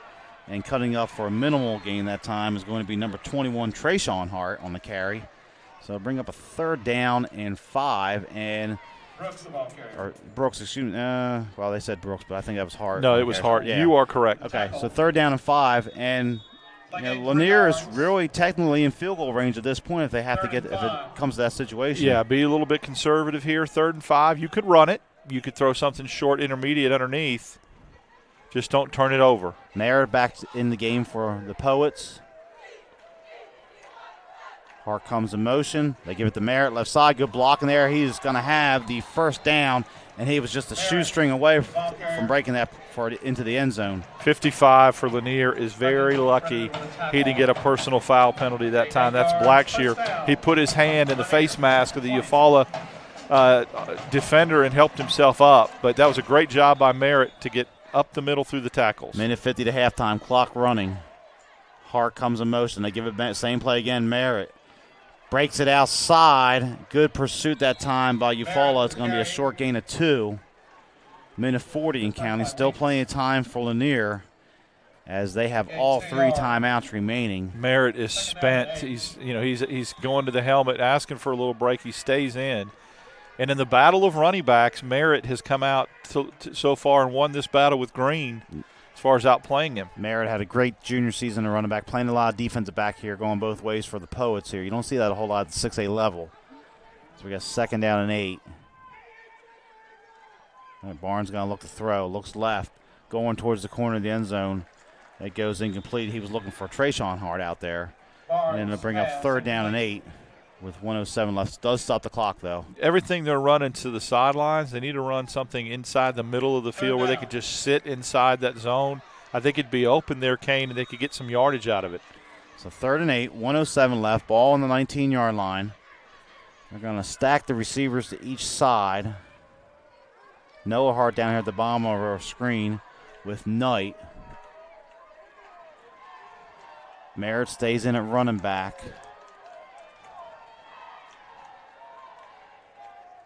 Eufaula's going to rush 6. Barnes is going to have to hurry. Throws late, incomplete. He was under heavy pressure that time. They rushed more than they had to block. He was hearing footsteps and got rid of it, but that's better than taking a sack there. So now you're in field goal range, and you have an opportunity to take the lead and hopefully hold Eufaula off the scoreboard when you get the ball to start the second half. So number 22, the kicker, Roderick Smith, and in the pregame we mentioned this, that he was kicking about 45 yards. Kicked last year for Lanier, was a very good kicker, very good weapon. This is going to be a 36-yard attempt as the ball is resting at the 26-yard line. Big moment here for Lanier. Try to regain the lead. Knight's the holder, and there's a whistle. That kick was good, but had plenty of distance also. Did we get a timeout? That's what it was. Timeout, Eufaula. So we'll keep it right here for the moment. We see that on Saturday. Every Saturday it seems like on these games. Coach Rigby was laid in that timeout. I'm surprised the officials gave it to him, and he was out on the field screaming and hollering for it. So he's over there clapping, pretty excited that he feels like he may have foiled a 3-point attempt there by Lanier and Roderick Smith. So the reset where we're at here, Lanier started off the game, a big punt return by Ja'Cory Merritt, then a quarterback sneak by Jason Barnes. That led to 6-0. Then they seemed to have control.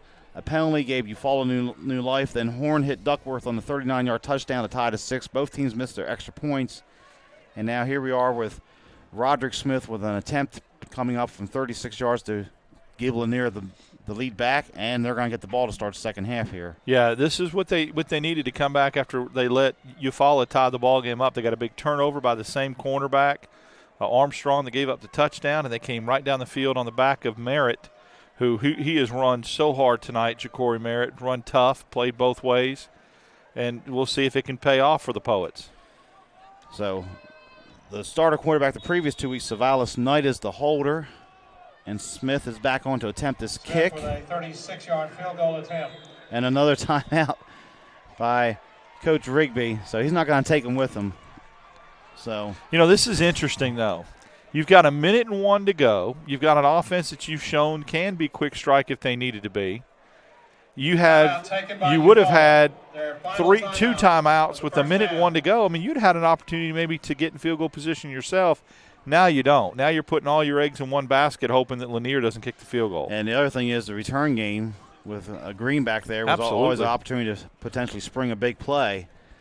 So 1:01 officially to halftime here at Crampton Bowl. This is the Extermatech Pest Control Game of the Week. You're watching the Montgomery Sports Network. Don't forget, you can go to Facebook and like us there at Montgomery Sports Network. You can follow us on Twitter at MyMGMSports. You can go to mymgmsports.com, watch the games on demand. You can watch us live. If you're in the stadium elsewhere in the state, you can watch us on your phone, your Roku. You can watch us. A lot of avenues for you to watch us here during this 2018 season. So 4th and 8, we'll try it again here. Smith comes back on. Eufaula has a man back like it's going to be a kick 6 here.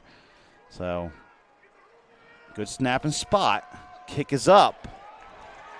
And it sails through the nice sky here in Montgomery, and it's good. So our new score with 55 seconds left at halftime, it is Lanier 9, Eufaula 6. We're going to take a quick timeout here. You're watching the Extermatech Pest Control Game of the Week on the Montgomery Sports Network.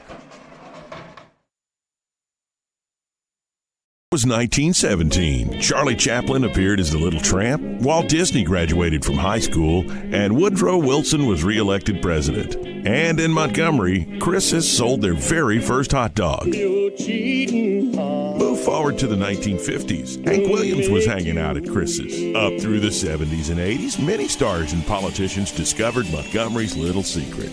Jump ahead to the new millennium. Riverwalk Stadium, the alleyway, and the new downtown. It's now 100 years later, and Chris's is still serving their world-famous hot dogs at 138 Dexter Avenue. How long has it been since you've tasted the city's most famous hot dog? Make Chris's part of your family history. Still family-owned and operated, Chris's makes every hot dog and hamburger to order. Take Chris's to your next party or event. Call-in orders are welcome. Online at chrishotdogs.com and on Facebook. Chris's Famous Hot Dogs. Taste the tradition. So Roderick Smith, who just gave the Poets the lead, are here to kick it off. Blackshire back deep with Thomas. Kick is away. This is deep. And it's going to be a touchback. That is a great weapon to have in high school there. So Roderick Smith gives Lanier the lead, and now he's going to put the Eufaula back on the 20-yard line, basically almost giving them no chance to do anything here before halftime. Anytime you're in a tight ball game and you can win the special teams battle, that gives you such a huge advantage. And right now, even though Lanier's missed an extra point, they kicked the field goal. They pinned them back deep on the kickoff here. So, yeah, special teams also come into play for Lanier. So, officially 54 seconds to halftime. Eufaula huddling up. Running a player on late there.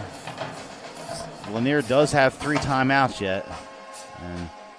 But Eufaula used their timeouts to try to basically psych out. They got too many men on the field, it looks like.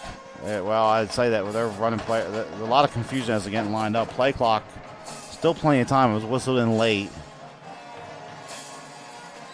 And there's going to be it's Tennille. Illegal motion again on Eufaula.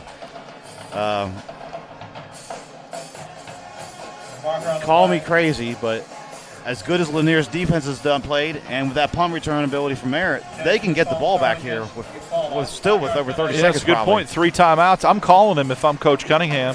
After every play, why take him to the locker room with you? Go ahead and have an opportunity. Stop, because you know Eufaula's going to run the football. They're at the 15. As soon as they run it, timeout, you could get it back with 20 seconds left. So Tennille in the backfield with Peterson. Tennille gets it. Right side, not much happening there. He's going to have some good leg drive.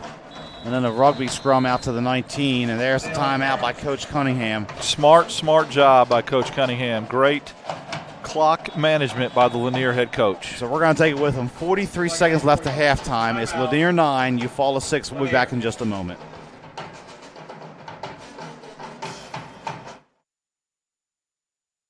Extermatech Pest Control is a small, passionate, and powerful team. If you have bugs bugging you, join the Extermatech family and have peace of mind that comes from the expertise of a professional company and enjoy their personal service. Extermatech is locally owned and operated. They've been bugging the competition for over 15 years. Each and every customer is important to them. Customer service, their #1 goal. Call Extermatech 334-209-4590. So the Poets of Lanier forcing Eufaula into a 2nd and 11, 43 seconds to halftime. The Poets have both timeouts remaining here. Eufaula's out of timeouts and an opportunity here potentially to get the football back after they just connected on the 36-yard field goal by Roderick Smith. Well, when you got Merritt, you got that weapon, like you said, on the punt return. He's dangerous. I'm sorry, go ahead. I was going to say, you give him a shot. That's all you can ask. So now we're in a spread formation this time. Horn's going to hand it off, and some good running room there, and that's going to be first down yardage on the carry for Tennille. Now you don't call the timeout. I'd let it go because you don't want to give Eufaula. You just want to get out of here with a 9-6 lead, and that's what Coach Cunningham's doing. Yeah, 36 seconds. The clock will start when it's whistled into play. 13-yard gain for Tennille and another first down for Eufaula. Staying the spread. The Tigers without timeouts remaining. Horn back under heavy pressure. He's going to be dropped. May have picked up a yard on the play, but that's it.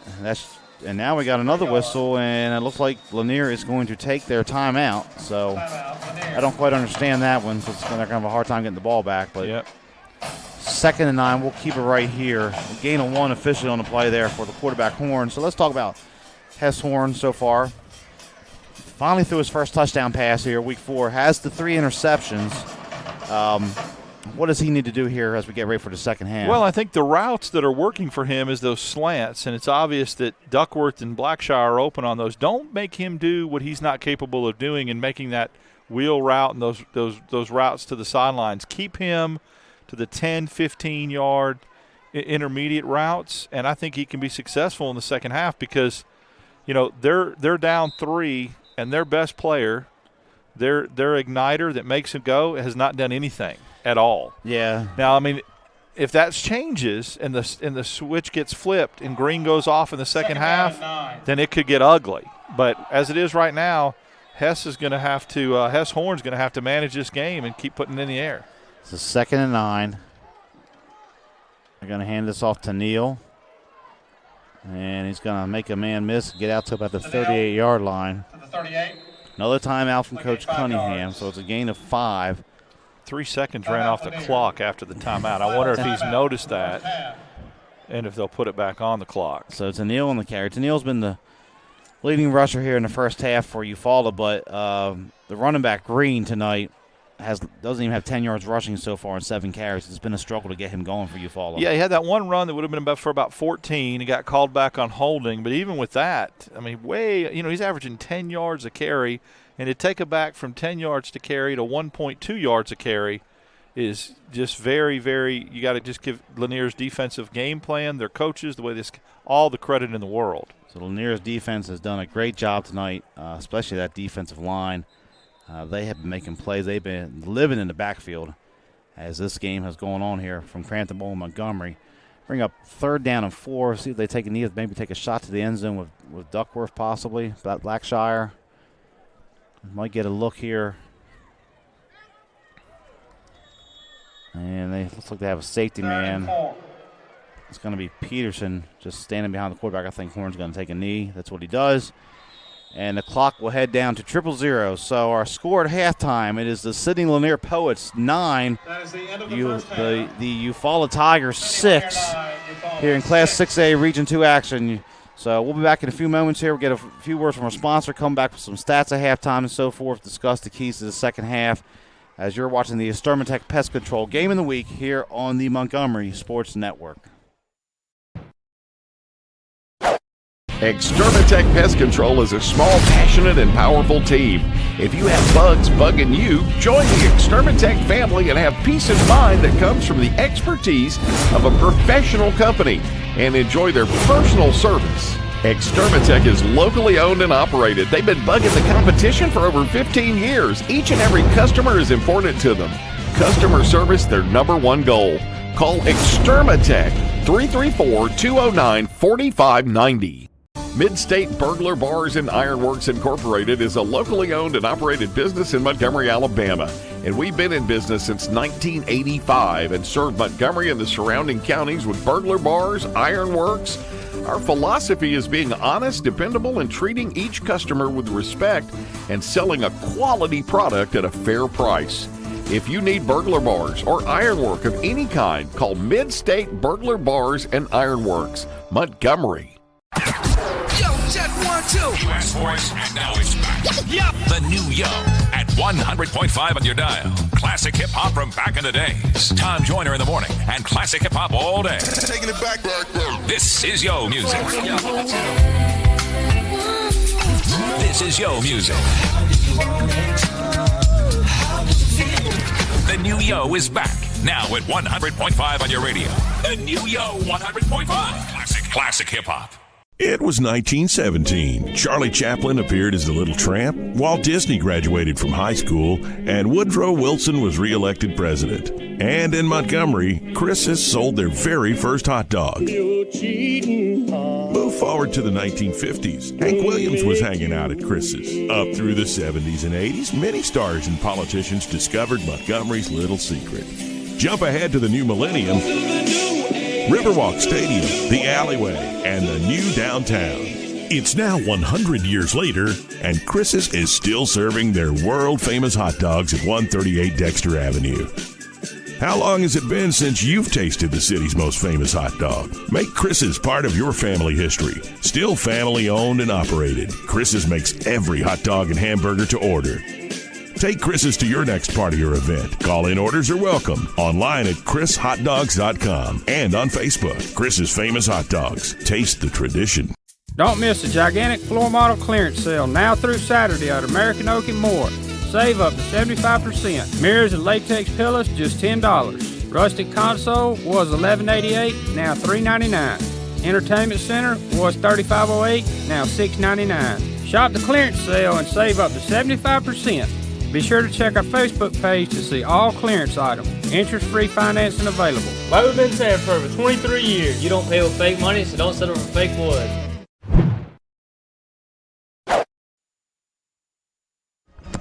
And welcome back to Crampton Bowl here in Montgomery as the Lanier Poets in the Class 6A Region 2 battle leads Eufaula 9-6. So we'll take a look at our first half stats here on the Extermatech Pest Control Game of the Week as we'll talk about Eufaula first. One of the things we mentioned in the pregame there was balance, and so far Eufaula has achieved that. Yeah, 71 yards passing, 76 yards rushing. You would have thought that most of those rushing yards would have come from Green. They did not. Tennille went off a little bit in the first half, but they have achieved balance. Had they not achieved balance and had that 71 yards passing, they'd be down 9-0 right now. Yeah, as the first half where the defensive line for Lanier has really controlled things on the line of scrimmage, but the passing game with Duckworth, he had a 17-yarder earlier than the 39-yard touchdown score, and it's been the slant ends that have been very working for him, as you mentioned earlier. Yeah, it's there. I would look for Lanier at halftime adjustments right now, which they've done a great job pregame adjustments, getting Green out of the game. If I'm the coaching staff at Lanier, I find a way to slide that corner over or have an inside cornerback take away that slant. Look for a defensive adjustment there by Coach Cunningham. So in the first half, 4 penalties for 40 yards for Eufaula. As for Lanier, it's been the ground game. All 91 yards on the ground, nothing through the air so far for the Poets. You know, 9 points, but 91 yards total offense, a little anemic. We talked about them having to get their offense going, and it's better, but it's not where it needs to be. And I suspect if you're under 200 yards at the end of this football game in total offense, you may not be on the winning side of this. So Lanier has got 91 yards rushing, 0 passing. They've got to complete some passes. And it's been Ja'Cory Merritt, 67 yards on the ground. He's been playing defense. He's really winded there at the end of the half on that last drive for the field goal. But he has been a difference maker in the backfield for them. Well, and special teams. Remember, the punt return started this whole thing off. So, man, think about it. 3 phases of the game that kid's played. He's running the ball effectively. He's playing great defense, and he's back there on special teams making something happen. A lot of fluids and hydration for Ja'Cory Merritt in the locker room at halftime. And as you mentioned, we mentioned in pregame, you specifically, the weather, hottest day we've had since August here in September, middle of September now. That's got to play a factor here, as you mentioned, with the fluids and so forth for Merritt. The big running back, senior running back, had a great year last year as a junior, but he had a lot of receivers last year, so he's doing this without any help in the passing game, getting this yardage in the first half. And you know one thing, and I'm knocking on wood right here, we talked about the heat. You know one thing I'm very impressed I have not seen at one time tonight is cramps. Mm-hmm. I have not seen, we saw in the Alabama Christian Trinity game last week it really become a factor. One player, Whitfield for Alabama Christian, was down a long time with cramps. In this heat, in this humidity, to not see one player go out of the game or stay on the ground on the field with cramps is really a testament to how both teams hydrated, got prepared for this game. So a lot of action here in the first half. It's the Poets of Lanier here in Montgomery on the homestanding Poets leading 9-6 over Eufaula. You're watching the Extermatech Pest Control Game of the Week here on the Montgomery Sports Network. We're going to take a quick timeout. We'll be back in just a moment.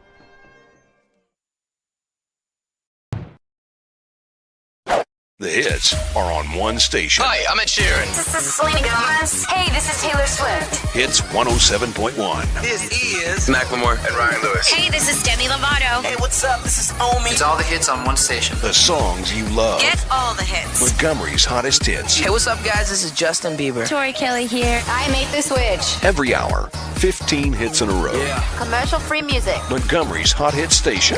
Hits 107.1. I had a dream, a beautiful dream. I couldn't believe how real it seemed. Up on stage, in a field of green, on the winding river, and a song you'll sing. When I wake up, I'll see you here in Montgomery, where dreams come true. Extermatech Pest Control is a small, passionate, and powerful team. If you have bugs bugging you, join the Extermatech family and have peace of mind that comes from the expertise of a professional company and enjoy their personal service. Extermatech is locally owned and operated. They've been bugging the competition for over 15 years. Each and every customer is important to them. Customer service, their number one goal. Call Extermatech 334-209-4590. We're not your daddy's rock and roll station. 104.9, The Gump. Montgomery's alternative rock station. 104.9, The Gump. The only radio station in Montgomery playing new rock alternative. 104.9, The Gump. Montgomery's alternative rock station. 104.9, The Gump. It was 1917. Charlie Chaplin appeared as the Little Tramp, Walt Disney graduated from high school, and Woodrow Wilson was re-elected president. And in Montgomery, Chris's sold their very first hot dog. Move forward to the 1950s. Hank Williams was hanging out at Chris's. Up through the 70s and 80s, many stars and politicians discovered Montgomery's little secret. Jump ahead to the new millennium, Riverwalk Stadium, the alleyway, and the new downtown. It's now 100 years later, and Chris's is still serving their world-famous hot dogs at 138 Dexter Avenue.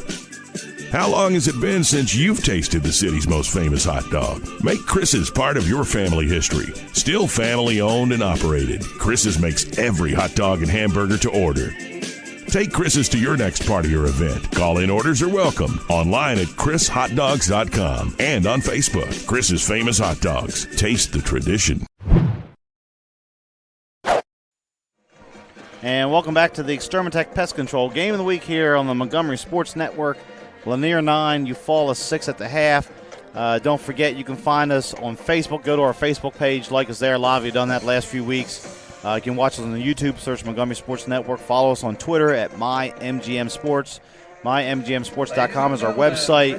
You can find all the games we've had previous in the year so far that are on demand there. We have our full schedule there. Next Thursday, we'll be back here at Crampton Bowl, and next Friday for games and so forth. So we'll have a doubleheader next week. But you can watch us on social media and so forth. You can watch our highlights there and so forth. MyMGMSports.com. Replays, highlights. Saw a lot of players last week. We had the Park Crossing game. Tremaine Osborne had a monster night. Oh, yeah. Some of those kids from Park Crossing were sharing that video. We had over 4,000 people watching that video last week, some of the highlights from Tremaine Osborne. Yeah, he was a highlight reel, and that's why it was fun to watch his highlights. And I think we're seeing that same kind of thing with Corey Merritt tonight. And, of course, you've got some scores from across the state, couple interesting scores that jumped out at me. Yeah, a lot happening here, some River Region teams and so forth. Holtville, 28-0 over Childersburg. Holtville got a win earlier this year. It's been a program that's struggled to put more than one win together the last couple of years, so good for them getting on the winning way there in the area game or region game. Hewitt-Trussville leading Hoover 28-14. It's almost halftime up there in Birmingham after Hoover really controlled the Thompson game last week and defeated Thompson. Yeah, I mean, they beat Pinson Valley's eyes out. They beat Thompson. Now they're down 2 touchdowns to you. That's a huge surprise.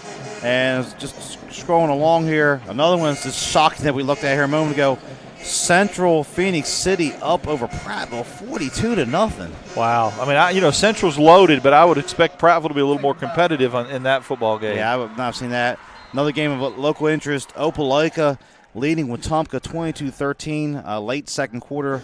That's been a series that's been so competitive last year. Those games came down to the last second each of the last 2 seasons. But, Wetumpka can't get over that hump. I mean, Opelika's in their dreams right now and their nightmares because Opelika just keeps finding a way to win that football game. And so Wetumpka at home is going to have to find a way to get it done in the second half. And Pike Road leads at halftime. Their score, they lead at 10-0. Some other scores, Pinson Valley, Clay Chalkville, another big 6A game up in Birmingham, tied at 14. Pike Road, or that's Pike Patriots. My bad, that's not Pike Road. Yeah, I was wondering about Pike Road. They're going for what? Their 4th win. Yeah, they've been impressive out of the gate so far this year. Thorsby and Lafayette tied at 7 at halftime and so forth. So a lot of happening across the state. Stano Belmore leads Calera up in Millbrook 21-0 late second quarter up there.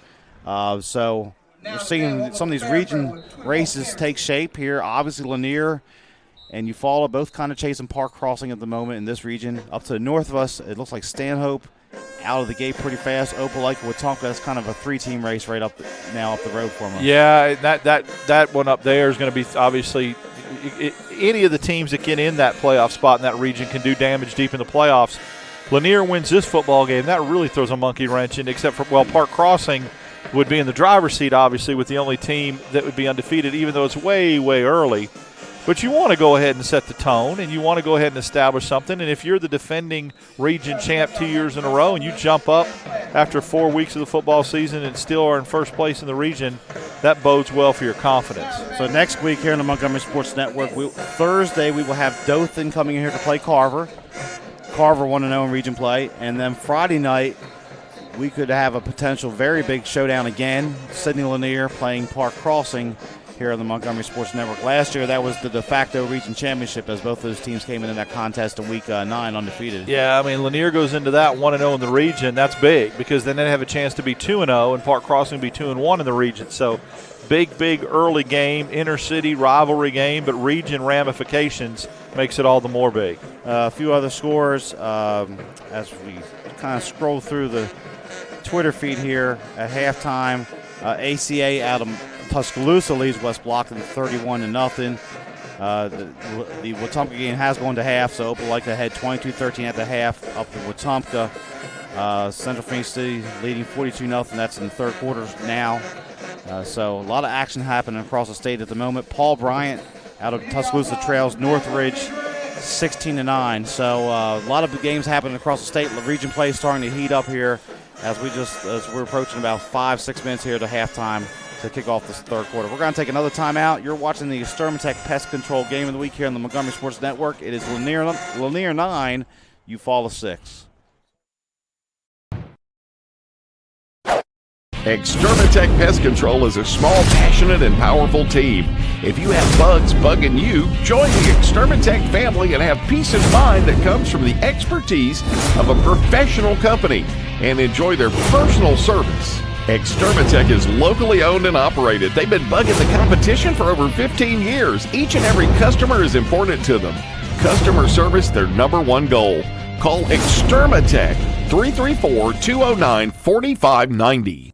Mid-State Burglar Bars and Ironworks Incorporated is a locally owned and operated business in Montgomery, Alabama. And we've been in business since 1985 and served Montgomery and the surrounding counties with burglar bars, ironworks. Our philosophy is being honest, dependable, and treating each customer with respect and selling a quality product at a fair price. If you need burglar bars or ironwork of any kind, call Mid-State Burglar Bars and Ironworks, Montgomery. Yo, check 1, 2. You asked for it, and now it's back. Yep. The new Yo at 100.5 on your dial. Classic hip hop from back in the days. Tom Joyner in the morning and classic hip hop all day. Taking it back. This is Yo music. This is Yo music. The new Yo is back. Now at 100.5 on your radio. The new Yo 100.5. Classic hip hop.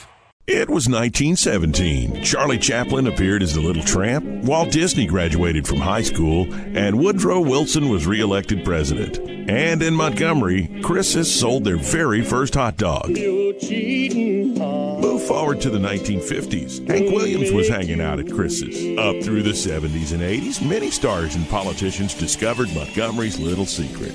Jump ahead to the new millennium. Riverwalk Stadium, the alleyway, and the new downtown. It's now 100 years later, and Chris's is still serving their world-famous hot dogs at 138 Dexter Avenue. How long has it been since you've tasted the city's most famous hot dog? Make Chris's part of your family history. Still family-owned and operated, Chris's makes every hot dog and hamburger to order. Take Chris's to your next party or event. Call-in orders are welcome. Online at chrishotdogs.com and on Facebook. Chris's Famous Hot Dogs. Taste the tradition. Don't miss the gigantic floor model clearance sale now through Saturday at American Oak and More.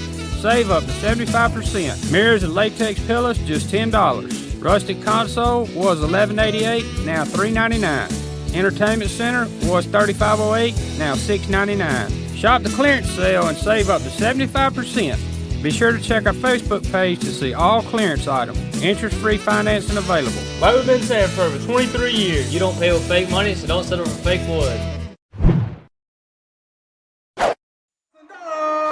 So we're back here at Crampton Bowl. Lanier leading Eufaula 9-6. You're watching the Extermatech Pest Control Game of the Week here on the Montgomery Sports Network. A few other scores of some teams we covered recently.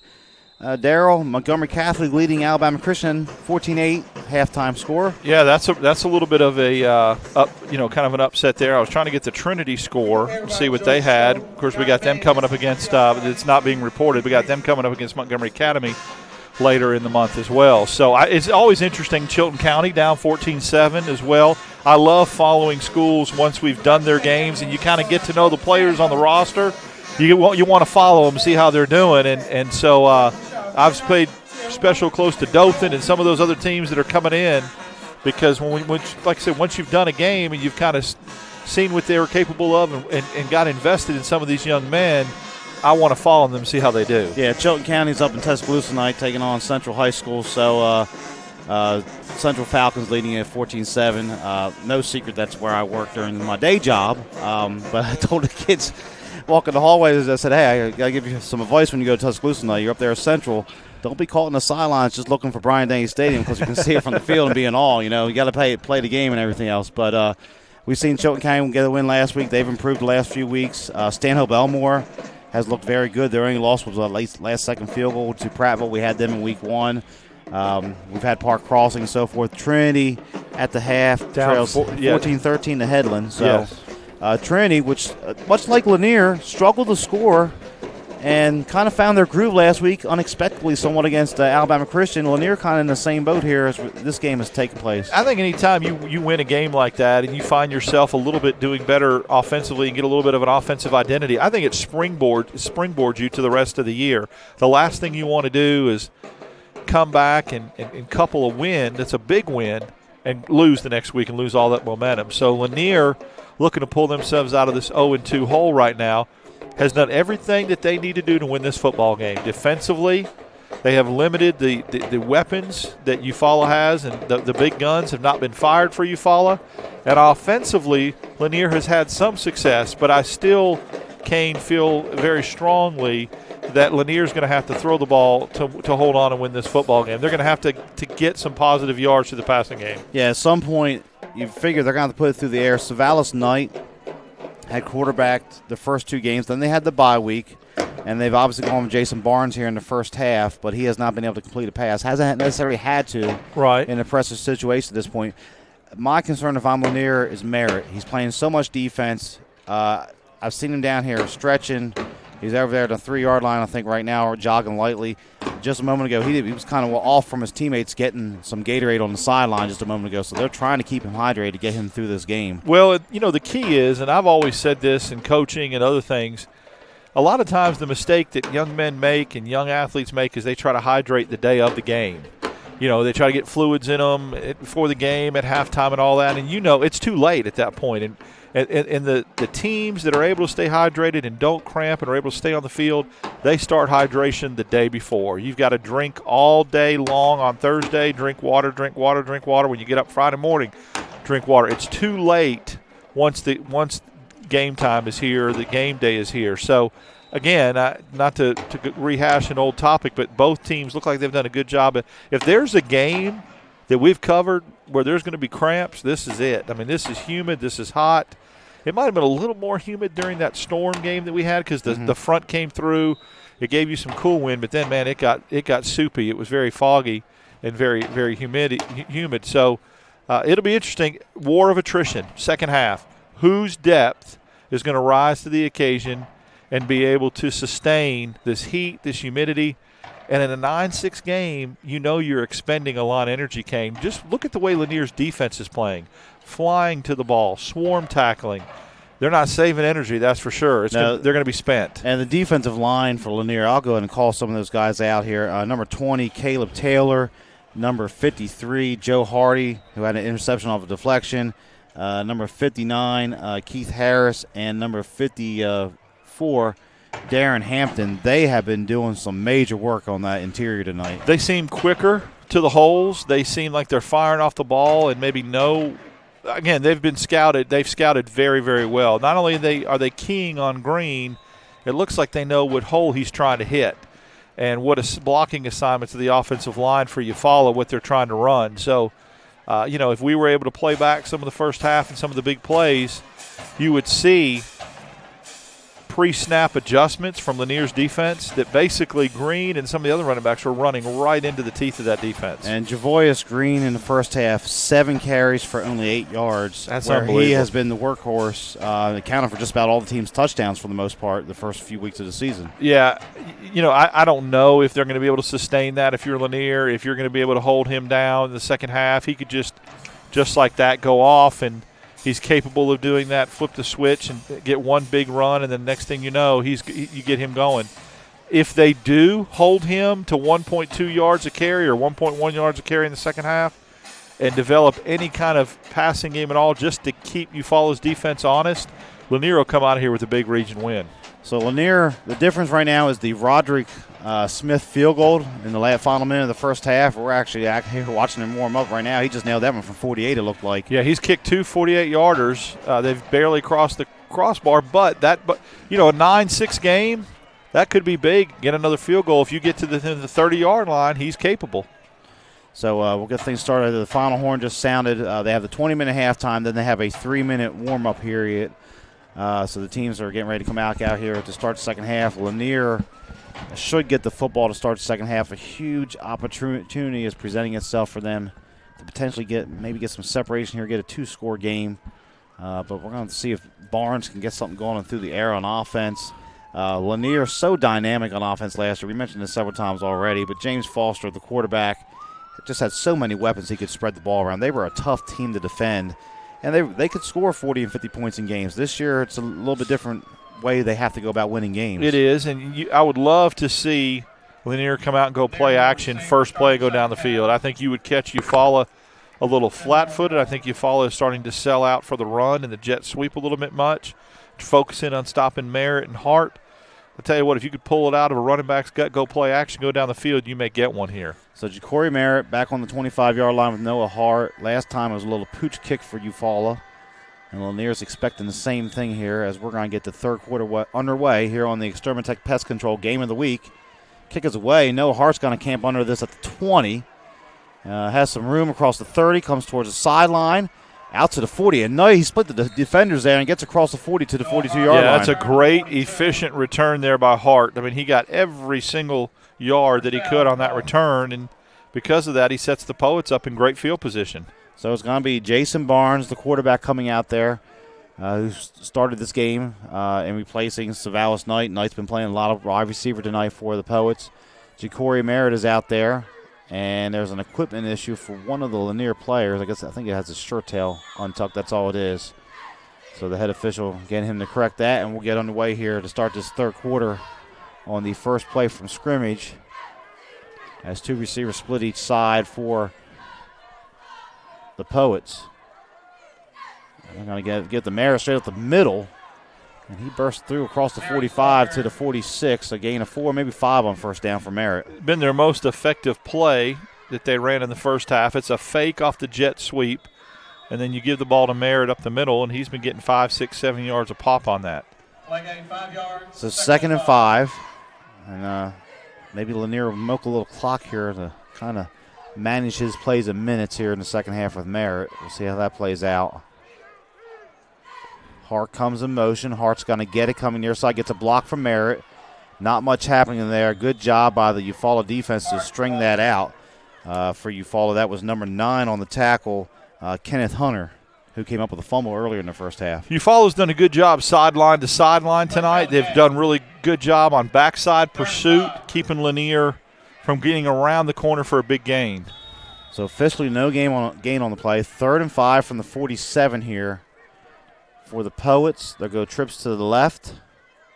Merritt stays in the backfield with Barnes. They're going to run a little fake to sweep, and Barnes cuts it up himself. He's going to be stopped short of the first down, and making the play for Eufaula is going to be number 95, DeQuavius Jones for the Tigers. That's a great play because that could have broke. That could have been a big play for Barnes. He was 1 or 2 steps away from getting into the Eufaula secondary. And as it is, they stop them, make them punt. So a quick 3 and out here as Lanier is going to bring the punt team on. And Roderick Smith will do the kicking chores again for Lanier. And looks like Duckworth and Green are back deep for Eufaula. Duckworth on the far side, Eufaula on the near side here, or excuse me, Green on the near side, and it's going to hit and take a nice roll, but Green's going to pick it up on the bounce. He has the sideline over there. If he can get around one man across the 30, still going, finally thrown out around the 40-yard line, so a heads-up play by Green there to take that return in about 25 yards for him. Risk-reward, high-risk, high-reward play there. If he lets that ball bounce, it might go inside the 10. He takes it, and as it is, look at how he flipped field position 30 yards to the positive for Eufaula.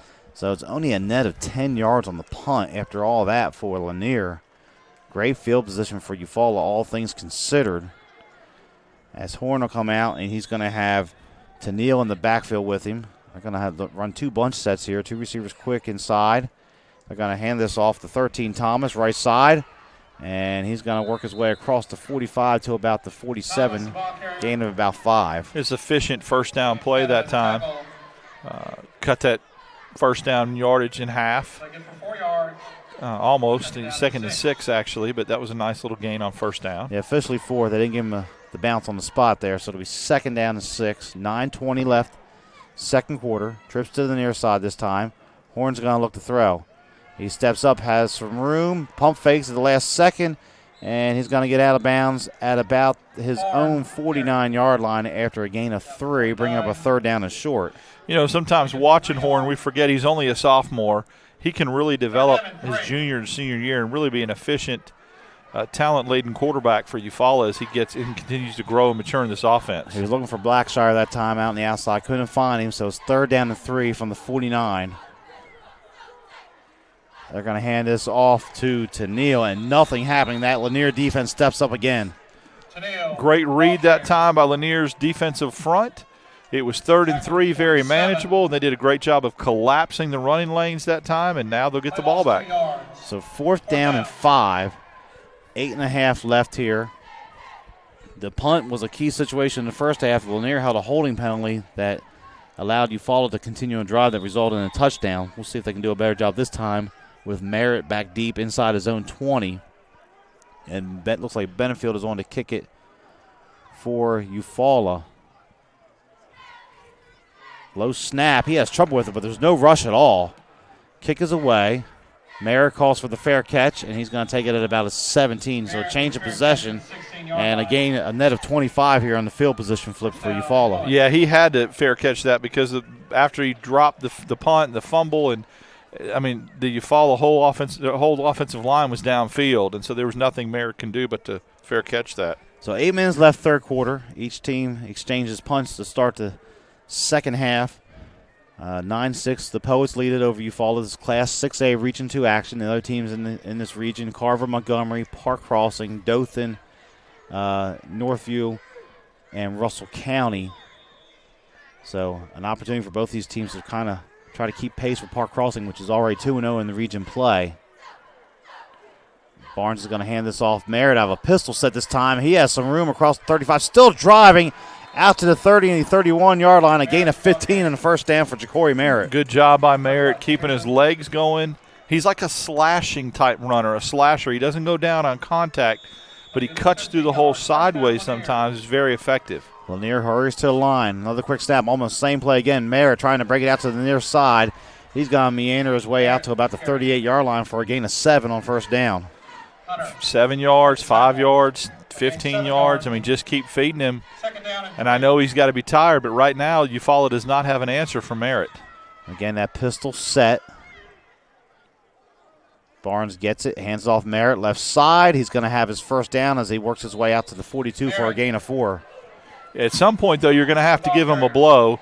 And when you do, Noah Hart's going to have to run the ball effectively.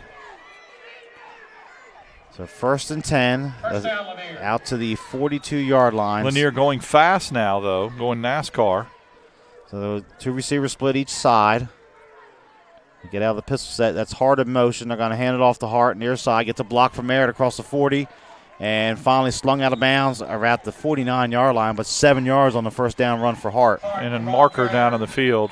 Down at the 49, there is a marker on the play. And you would hope this doesn't get negated by a hold because Hart did have a ton of room around the outside. And the sad thing is it's away from the play for Lanier. It wasn't anywhere close. That's a personal foul face mask on Lanier, so it's not holding. Personal foul face mask. That's hurts you right there. You get a good drive going. You got momentum. You're almost in midfield. Cannot afford those type of penalties. So we'll see where they officially mark this off. Going to spot it back inside the 30 at the 29-yard line.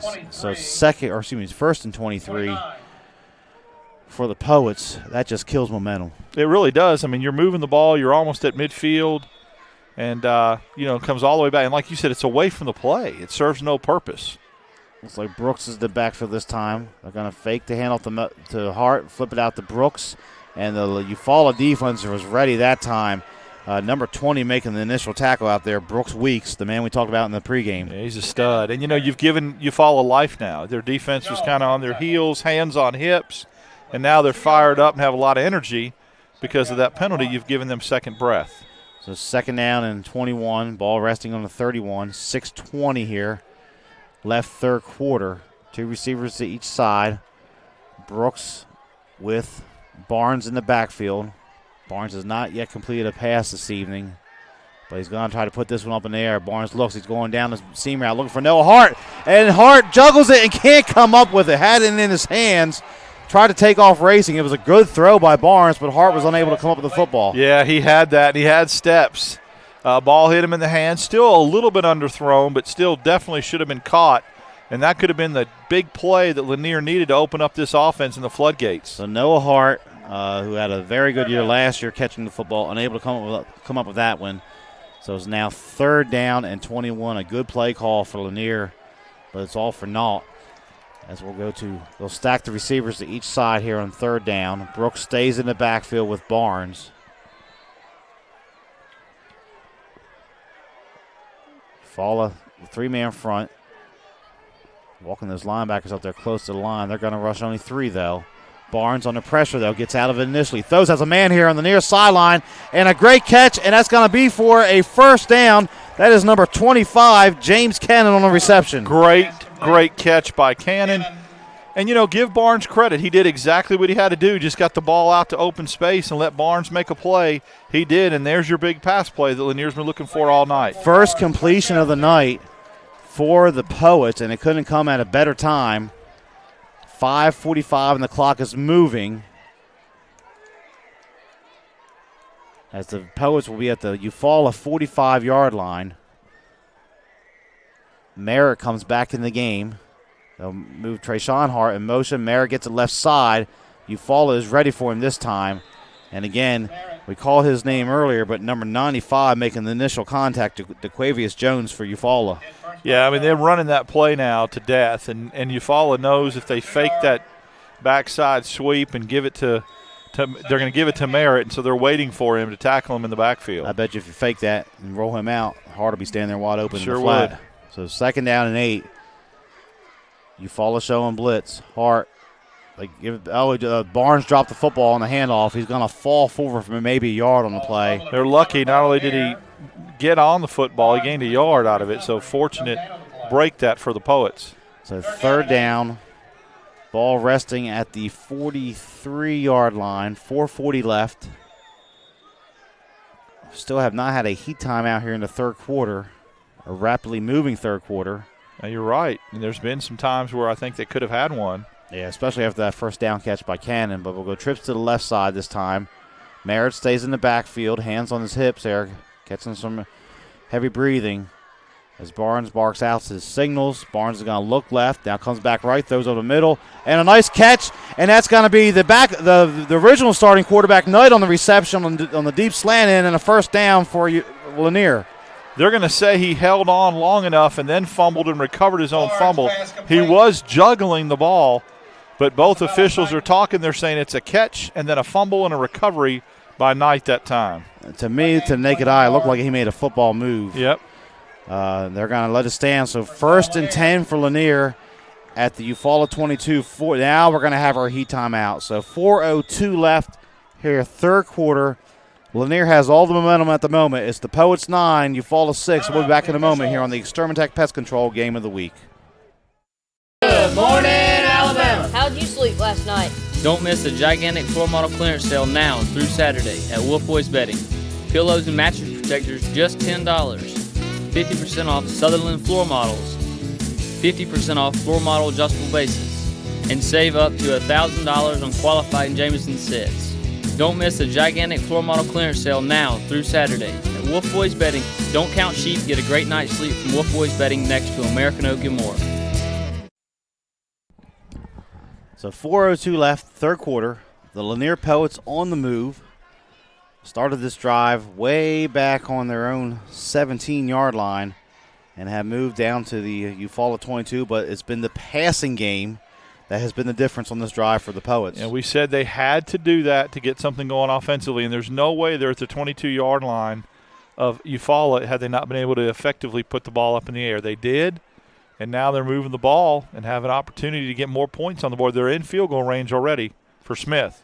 We have that heat mandated timeout at the 6-minute mark. We took it at the 4-minute mark here, but Coach Cunningham had his way. He would have probably liked to just keep going there because this gives Eufaula a chance to kind of regroup on defense and maybe kind of potentially hold them to a field goal, as Lanier has already demonstrated. They are in field goal range already. Yeah, and Lanier went up tempo, and they started going faster on offense. That seemed to give Eufaula problems, and it also really expedited their passing game.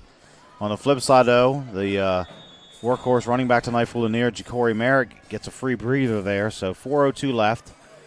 First and 10. As the ball will be whistled into play for the Poets. See if Eufaula's defense can make a stand. Merritt will go to the left side of the formation. 2 receivers split to each side. And there's some confusion there, and Lanier is going to have to take a timeout. And now we got a flag from the head official. Timeout, Lanier. I think we're going to pick up the flag. We'll keep it right here for the moment. I coached football for 12 years. That's why I don't have any hair, Daryl. Because something like that would happen, and that would just drive me crazy. Coming out of a timeout, you never, ever want to have to use another timeout or have a delay game penalty. And that's exactly what's just happened for Lanier. Now, obviously, you want to get it right. You don't want to be in the wrong formation or have a mismatch that could cause your quarterback to get sacked or that kind of thing. But you got to take care of that on the sideline when you come out of the heat timeout so you can just get up to the line of scrimmage and run the play. Yeah, it looked like Cannon, who just made the big third down catch a few plays ago, wasn't sure whether he should go into motion. Barnes, the quarterback, was kind of trying to get him to go in motion. My bet was probably just to be a decoy to hand it back off the Merritt, but we shall see as it's 1st and 10 for the Poets on the Eufaula 22-yard line. 3:48 now left here, third quarter. And Eufaula looks like they changed their defense up a little bit. They got 4-man front, 2 linebackers on the outside here, 1 safety in the middle of the field. And that's going to be the play to Merritt, but Eufaula's defense stands up, and a nice job there gang tackling on Ja'Cory Merritt. Yeah, they're going to have to do something, some kind of variation off of that play because Eufaula's got it red now. They've made the adjustment in the second half or at halftime locker room to stop that. So play loses 1, 2nd down and 11. Merritt's going to stay in there. 2 receivers to each side for the Poets. Again, that 4-man front with the 2 linebackers walked up to give them a 6-man front technically for Eufaula. They're almost playing man-to-man across the board here. Cover 0 looks like with the safety responsible for Merritt, the running back. Barnes is going to throw it. Looks left. Throws it up. Going to the end zone, far corner over there. It goes incomplete. Good coverage that time for Eufaula as he was looking for number 14, Anthony Shackelford, on the pass. Yeah, but he put the ball in a spot where only Shackelford could catch it, so it wasn't in risk of giving up the field goal opportunity by getting that ball intercepted in the end zone. So Barnes made the throw in the only spot that a Lanier player could get it. So 3rd and 11. You've demonstrated you can kick a field goal from here. Do you play it safe and hand it off, maybe a screen pass again, or do you take another shot down the field? I try to get Merritt outside on the quick toss sweep hitter, the quick hitter to the outside. They've run him through the tackles, but just that quick kind of toss pitch where they get him outside. Eufaula goes back to the three-man front with their 3-3 look on defense here on the 3rd and 11. Barnes is going to look to throw. Oh, he's looking for Merritt out of the backfield on the wheel route. He has him. It's caught for the touchdown. Ja'Cory Merritt, 22 yards from Barnes for the score. Great play call.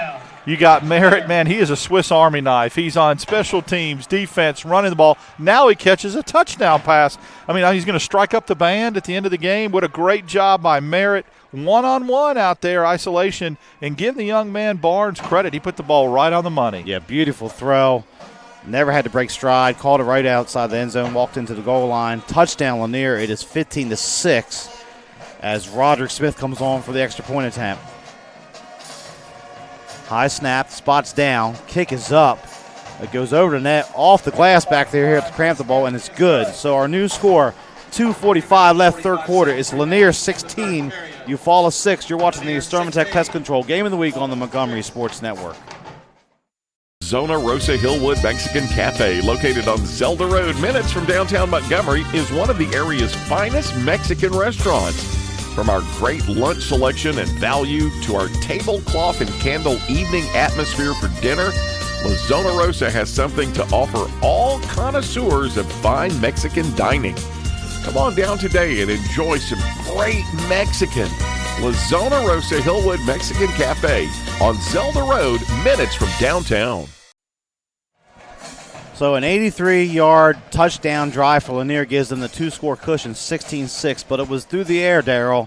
A 25-yard pass to Cannon, 22-yard pass to Knight, and then the 22-yard touchdown pass to Merritt from Barnes. Man, they went from having 0 yards to, 75 or 60-something in the first, just 69 on one drive. Yeah, and that's exactly what they needed to do to get some separation in that game, and give them credit. They did. So 16-6, the Poets lead it. Let's see if Eufaula can get something going on offense here. Kick is away. Green's going to let it bounce in the end zone. And what a weapon Roderick Smith has been tonight, punting the football, the field goals, and now here again on the kickoff. He sure has, because he's keeping Eufaula back at this side of the 20, and that's big, especially with no running game right now. Lanier's done a great job. Time of possession, Eufaula's defense has got to be absolutely wore out the way Lanier possessed that football in the third quarter. And Ja'Cory Merritt out there at defense. He's playing safety right now on the near side hash for Lanier. That's a kid that giving his all for the program here tonight. As they're going to hand this off to Green on a sweep on the right side. And again, the Lanier defense all over the place. Green's going to manage forward. He might have lost the football over there. Now he's going to regain it. They're going to mark him down, but it's a gain of 1, and that's it. Yeah, I mean, and he did yeoman's work to get 1. It looked like he was going to get stopped for a 3-yard loss, but, man, you cannot overstate it enough, the job Lanier is doing on him defensively. So 2nd and 9, passing situation potentially here for Hess Horn and the Eufaula Tigers. Time ticking away, late third quarter, 2:15 and counting. Green and Tennille in the backfield, and looked like Lanier jumped offside. And Coach Cunningham just threw his arm down in disgust. Yeah, you don't want to give them life. Now it's 2nd and 4, which is so much more manageable. You had them in a predictive second and where they're going to have to throw the ball. Well, already 3 interceptions in the first half.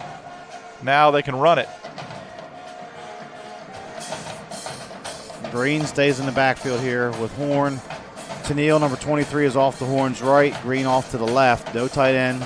2 receivers split to the near side, way out here at the bottom of the screen. Green's going to get it. Cross 30, his best run of the night. And a nice open field tackle there for Lanier. It'll be enough for the first down. It's a gain of 8 and a first down for Eufaula as a tackle that time by Sidney Lanier in open field number 23. And I don't have him on my roster. I don't have him on my roster either, but if he doesn't make that tackle, it's to the house that time for Green. So 1st and 10 at the 34. 1:25 left the clock, running third quarter. Another handoff off the middle here. Positive yardage on first down for Eufaula out towards the 39-yard line. And Thomas was the carrier that time. A couple players slow to get up. I don't think anybody's heard, just an awkward-looking pile there. So a gain of 5 for Thomas there. That's his 2nd carry of the night. under a minute here. This has been a fast third quarter, and you said it just a moment ago, time of possession for Lanier in this quarter is off the charts. Yeah, they have completely dominated that and held the ball. Offsides again. And they called it. So look, that should be enough for the first down. Yeah, you don't want to give Eufaula life, and right now Lanier's passing out gifts, and they're giving Eufaula extending possession, extending the drive. Make them earn it. Don't give it to them. 1st and 10 at their own 44. 40 seconds and counting left, third quarter. Looks like Thomas and Tennille in the backfield with Horn. Tennille gets it right side. And again, that Lanier defense led by number 20 for the Poets. We called his name several times tonight. That is Caleb Taylor on the tackle. Yeah, he's played very, very well. Very quick interior lineman for Sidney Lanier. And now again, 2nd and 9, where they were before the penalty. Lanier's got to be careful not to jump off sides and not be too over anxious here. Almost did it again. They're not going to get a play off. The clock hits triple zeros here as the horn sounds in the background here. Cramp the ball. Our new score at the end of 3 is Sidney Lanier 16, Eufaula 6. You're watching the Extermatech Pest Control Game of the Week on the Montgomery Sports Network. Extermatech Pest Control is a small, passionate, and powerful team. If you have bugs bugging you, join the Extermatech family and have peace of mind that comes from the expertise of a professional company and enjoy their personal service. Extermatech is locally owned and operated. They've been bugging the competition for over 15 years. Each and every customer is important to them. Customer service, their number one goal. Call Extermatech 334-209-4590. 97.9 Jams, the new home of the Ricky Smiley Morning Show. Hey, what up? This is your boy Ricky Smiley from the Ricky Smiley Morning Show on my new home, Montgomery, the Gump. ASU, what's up? Throwback Quickie Mix at noon, the live drive at 5, and top 5 at 9. Your favorite jams are on now. Drake, Rihanna, T.I., Nicki Minaj, Chris Brown, and Beyonce are all at 979jams.com and on your radio at 97.9. Tune in and turn up. 97.9 Jams. Welcome back to Crampton Bowl here. Lanier with an impressive 3 quarters so far, but they got to finish the deal. They lead Eufaula 16-6. My name's Kane Young. I'm here with Darryl Dapprich, and it's been Ja'Cory Merritt and this stout Lanier defense making the difference so far. Really has, and give Barnes credit in the third quarter. He's completed some big passes, so he gives them another weapon, another tool in tool belt, so to speak. But I have a feeling just the way this ball game has gone, Eufaula's got to score points here in this drive. I mean, this is a huge drive right now for the Tigers. So 2nd and 9. Horn's going to look to throw. Pump fake, looking for Duckworth. Has him out there. He catches it behind the defense. He's going to go into the end zone for the touchdown. And Eufaula's back in this one. That is going to be a 56-yard touchdown pass for Hess Horn to Duckworth. Great play call out of the timeout. Eufaula knew exactly what they wanted to do. And give this young man, Horn, the sophomore, all kind of credit. That's his 2nd touchdown pass of the night. Puts it right where it needs to be to Duckworth, who's proven to be such a weapon tonight too. So a huge play there coming out of the quarter break. And this one headed for a barn burner here, 16-12. Let's see if Eufaula will go for 2. They went for 2 earlier, missed it. There was a penalty. They came back and tried to kick it and missed that on an extra point that was short. You don't see that every day. Yeah, I would hope they would just kick the extra point here and be within a field goal. But they're going to go for 2. They're going for it, yeah. Double wing back set here. Looks like Peterson's in the backfield, and there's some motion, but no whistle. They're going to hand it off left side, and the Lanier defense is not fooled as Peterson is stopped short of the goal line. It's a big stop right there. Mark that down, 11:47 left to go. May not look like it, but to keep that a 4-point game where it takes a touchdown now to take the lead is big for the Poets. So we'll take a quick time out here on the Montgomery Sports Network. Our new score, Lanier 16, Eufaula 12. State Burglar Bars and Ironworks Incorporated is a locally owned and operated business in Montgomery, Alabama. And we've been in business since 1985 and served Montgomery and the surrounding counties with burglar bars, ironworks. Our philosophy is being honest, dependable, and treating each customer with respect and selling a quality product at a fair price. If you need burglar bars or ironwork of any kind, call Mid-State Burglar Bars and Ironworks, Montgomery. We're back at Crampton Bowl where Montavious Duckworth on the 59-yard touchdown pass from Hess Horn has brought Eufaula within 4 points. They are unable to get the extra point, and as Darryl just mentioned a second ago, that could be huge because it takes the field goal out of the equation for the moment. Well, think about this. Lanier's got a kicker that's got some confidence, so if Lanier gets a field goal, now a touchdown only ties you, where it could have taken the lead if you get that 2-point conversion.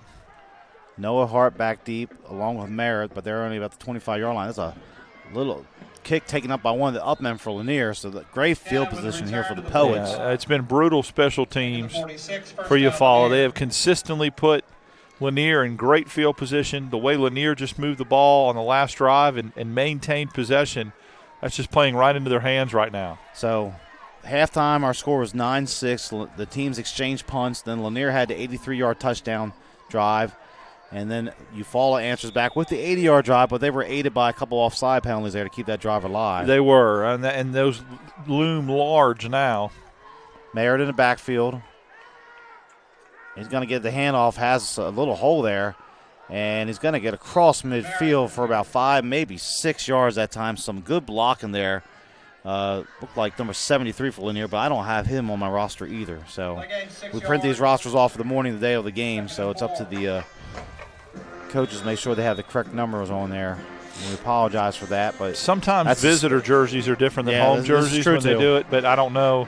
Yeah, that was the center for Lanier. He's doing a good job blocking right now. So 2nd down and 4 after Merritt picks up 6 on 1st down.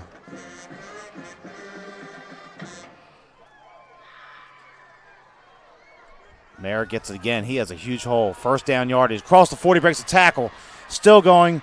Driving forward inside the 35, down to the 33. It's a 15-yard gain and another 1st down for the Poets. He is a man among boys right now. I mean, playing defense, comes off the field, gets right back after catching a big touchdown pass, and hands on the hips right now, and he's tapping his helmet. He's wanting a blow. Lanier's coaching staff completely ignoring him and not giving him one. That's right. You don't look at him. Yeah. Just look away. If you got called, you don't see him. Let him be a decoy and stand out there as a statue for a second if you need to. But they're going to throw a pass out here, and Noah Hart makes the grab, but he goes right to the ground, so it might be no gain at all. Not a good throw that time from Barnes after receiving some good passes last drive. No, if he leads him there, that could be a lot of yards. So Noah Hart unable to keep his feet there. So the 2nd and 10, but the clock continues to run. 10:15 left here at Crampton Bowl. Lanier 16, Eufaula 12. You're watching the Extermatech Pest Control Game of the Week. Class 6A Region 2 action. Merritt goes offset to the left of Barnes in the backfield. 6-man front for Eufaula. Merritt's going to get it. He gets across the first line to the 2nd level. He's down inside the 25, down towards the 22-yard line. He is close to the 1st down. It's the little things that make a back great, and his vision there, instead of taking that outside, that last little cut got him 3 more yards. And those are the small things that don't show up, and he does well-deserved break coming to the sideline. So 10 yards and a 1st down for Corey Merritt, as it looks like Brooks will – I take that back. That is going to be Cannon, I believe, 25 in the backfield. Yeah, James Cannon. With Barnes. Ball resting at the 23. 9.5 left in this game. Cannon's going to get it. And this time the Eufaula defense is able to stand him up, but the leg drive is going to pick up positive yardage here down to the 20. That's big, too, because instead of 2nd and 10, it's 2nd and 7, and you're in field goal range already. So Cannon doing a job right there, keeping his leg going, no quit. On a hot night. We talked about the backs. Now they've relied on Merritt a lot as Cannon comes out limping a little bit and Merritt goes back in the ball game. But that's big because that gives Merritt a little bit of a blow there. 2nd down and 7. Clock ticks under 9 minutes here in the 4th quarter. Eufaula with a 3-man front this time. Showing a late blitz. Merritt gets a right side. Nice cut back to the left, and he's finally slammed down at about the 16. It's a gain of 4, and there's a flag holding penalty against Lanier. So they're going to march that back, and that could get him out of field goal range, which could be big. Yeah, it's going to be a spot foul.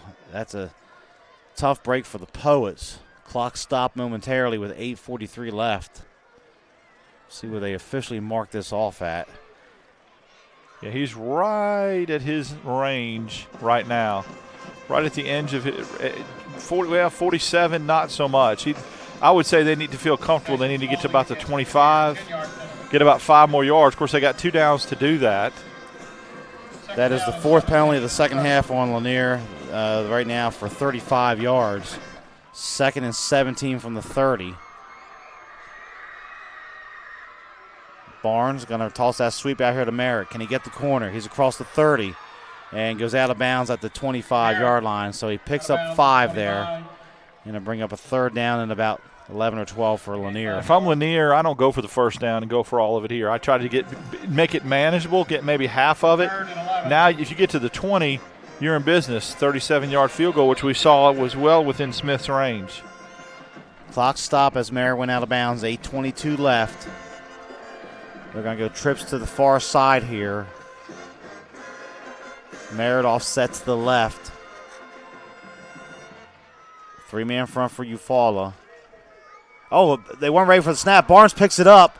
He's going to fall forward for about a yard. That could have been disastrous for Lanier. Heads up play by Barnes to get on the football. And now it is 4th down and 11 from the 24. And Roderick Smith, the field goal kicker, is coming out with his little block. And this will be about a 42-yard attempt here. Yep, and he was making those in practice. The snap's going to be the key. The timing's going to be the key in the hold. Because as long as they're looking for the holder right now. Savalas Knight has been the holder. Now he comes out. There's still plenty of time on the play clock. They haven't even whistled the play in yet. So no need for Lanier to panic. But this will be officially 41 yards.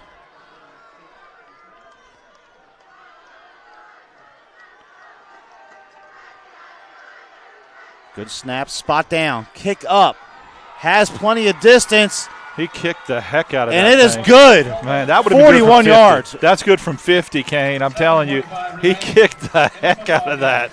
So Roderick Smith, 3 points. Lanier answers the score there with the field goal. Our new score, 7:25 left from Crampton Bowl. It's Lanier 19, Eufaula 12. You're watching the Montgomery Sports Network. Injured on the job, the law requires your employer to pay your medical expenses and cover your lost wages for any work-related injury. Employers and their insurers often try to deny workers' compensation claims or limit your benefits. Whether you're totally disabled and cannot work or if you've suffered some impairment, attorney Matt Matthews has years of experience litigating. For more information, go to the website protectingalworkers.com. That's protectingalworkers.com. So the leg of Roderick Smith, 41 yards on that field goal. He had a 36-yarder in the first half. Lanier 19, Eufaula 12. 7:25 remaining in this Class 6A Region 2 contest. As it looks like for Eufaula, going back deep will be number 13 Thomas and number 5 Blackshire. But Smith has been a weapon tonight, punting the football, his kickoffs, and now the field goals here for all 3 phases have been solid for Lanier, and that wins you football games. Smith's kick is away. This one is high and short. Taken on the far side over there. That's going to be Blackshire coming near across the 25. Great tackle. Yes, very good tackle. Number 27 for Lanier. That was Eric Whiting making the play. Some extracurricular activity there as both teams head back to the sideline. Eufaula's frustrated. Lanier is in Eufaula's head right now. And Eufaula was, I don't feel like was expecting to be down in this football game in the fourth quarter. And because they're losing their composure. They're a little frustrated. So 19-12, Poets lead the Tigers, 7:17 left. And, Eufaula has maybe 1, maybe 2 possessions, but the way Lanier's held the football, this could be their last opportunity to score. You're right. It's a great point. Spread formation, they motion the trips now. As Tennille's in the backfield, they're going to have to hurry up, play clock down to 12. As Horn is changing the call at the line. He's going to flip Tennille in the formation. Horn pulls it. He has some room here across the 30, 35. kind of stutter steps out to the 37. A nice 9-yard run and a nice read there. It's a good time to do that. He hasn't done it all night as far as pulling it on the handoff, and so that gets him some good yardage, and it also keeps the defense a little bit honest for Lanier, keeps them from rushing upfield so quickly. 6:55, clock continues to run. 2nd and 1 at the 37. As Horn has, looks like Green and Tennille in the backfield with him. Green's going to get this handoff. He's going to have his first down as he gets to the 39-yard line, but it's a short gain of 2. And now, again, some extracurricular activity here after the play's over, but the clock is stopped momentarily. First down for the Tigers. Yeah, you got to keep your composure here. Either side. Lanier can't give gifts to Eufaula, and Eufaula can't stop drives by just not being very smart and letting your emotions get the best of you. It's hot, you're tired, it's heated right now, but you've got to keep your composure. Green checks out. Thomas comes in the game to him to join Tennille in the backfield. And now Blackshire's got to move to the same side of the field over there with Duckworth, so they're stacked at the top of the screen. 6:20 and counting here left in this contest. That is going to be a handoff to Tennille. Nice running in the backfield there to avoid the defense. Going to pick up about 4 or 5 yards there out to the 43. Yeah, Tennille should have been stopped for a 2-yard loss in the backfield. Instead, he gets a 4-yard gain, which is big when you're talking about field position. So 2nd and 6. We're at the 6-minute mark, and we are going to get our heat timeout here. 5:53 officially, 5:52 now when they stop the clock. So we're going to take a break with them. You're watching the Extermatech Pest Control Game of the Week here on the Montgomery Sports Network. It's Lanier 19, Eufaula 12. Extermatech Pest Control is a small, passionate, and powerful team. If you have bugs bugging you, join the Extermatech family and have peace of mind that comes from the expertise of a professional company and enjoy their personal service. Extermatech is locally owned and operated. They've been bugging the competition for over 15 years. Each and every customer is important to them. Customer service, their #1 goal. Call Extermatech 334-209-4590.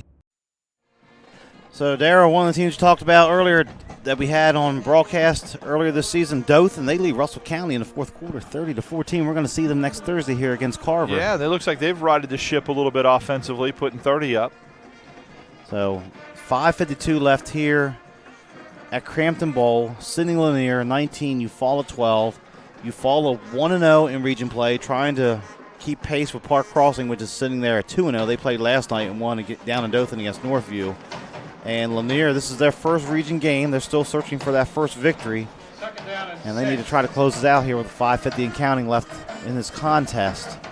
Green comes back in the game. There's motion out there that time. Duckworth jumped early. Supposed to go on one. He didn't. Well, yeah, all the receivers they say that, so the center didn't snap the ball, I guess. And that's a big penalty. 2nd and 11 instead of 2nd and 6.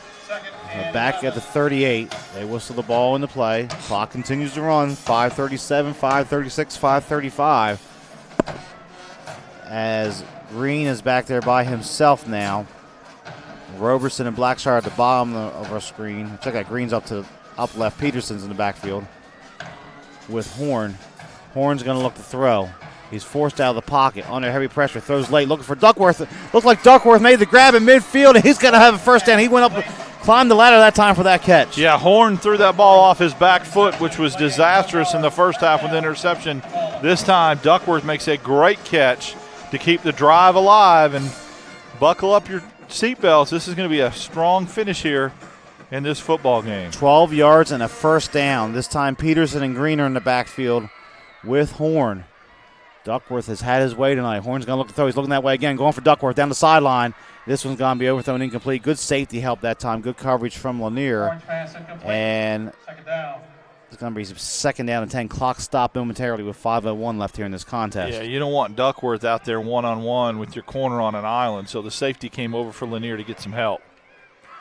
Duckworth tonight, 5 catches, 128 yards, 2 touchdown receptions. And there's still 5 minutes left in this game. Green's going to get the handoff, and he is dropped for a loss in the backfield. And we mentioned this name several times tonight, number 53, Joe Hardy, with a big loss there of 3 yards on the tackle. Yeah, it was almost like he was in the backfield and got the handoff from Horn, before Green did. So that sets up a huge 3rd and 13 now. Maybe 4-down situation, 4:35 and counting. Duckworth and Robertson at the top of the screen, Blackshear at the bottom. They're going to fake the handoff to Green. Horn under heavy duress, rolls left, throws late, and Robertson makes the catch down at the 37-yard line. Wow, is he pulling some plays out of his helmet that time. Again, Horn rolling to his left, throws across his body, and makes a great throw to Robertson for a first down. Yeah, that is such a difficult throw. As you said, throwing across his body. Clock stopped, 4:19. Now it's whistled into play. Grab it out of the hat time for Horn. We're down to the 37-yard line. As Horn's going to have Thomas in the backfield, or check that, Tennille in the backfield. They're going to hand it off to Tennille on the crossblock action, left side, and he's going to pick up about 2 yards, and that's it as the clock goes under 4 minutes remaining. Someone was holding on for dear life to Tennille's jersey. Great job. So it'll be 2nd and 9, just a 1-yard gain that time by Tennille. Could have been a lot bigger. Lanier playing with almost a 4-4 look down as the umpire stops the clock. I think there's an equipment issue with one of the Lanier players. It is. And that is number 59 coming to the sideline. We mentioned his name a few times tonight, Keith Harris. He's going to come out for a play, whatever the issue is there. He's taking his helmet off. He doesn't look too happy. But there seems to be no rush to fix whatever the problem is. So nevertheless, 2nd and 10, 3.5 left here. Bunch set this time for Eufaula. 2 receivers stacked on each side. As Tennille's in the backfield with Horn. Horn taking his time, play clock at 8 seconds. Tennille flips to the left. Like a hand off to Blackshire on the left side. He has some room, has some blocking out there inside the 30. And he's going to be close to the first down at the 27. Where they spot that, he's going to have it. Yeah, they've got talented receivers, Eufaula does, and they haven't given them the ball except through the air. That's a nice change of pace to get them up with the ball in the jet sweep.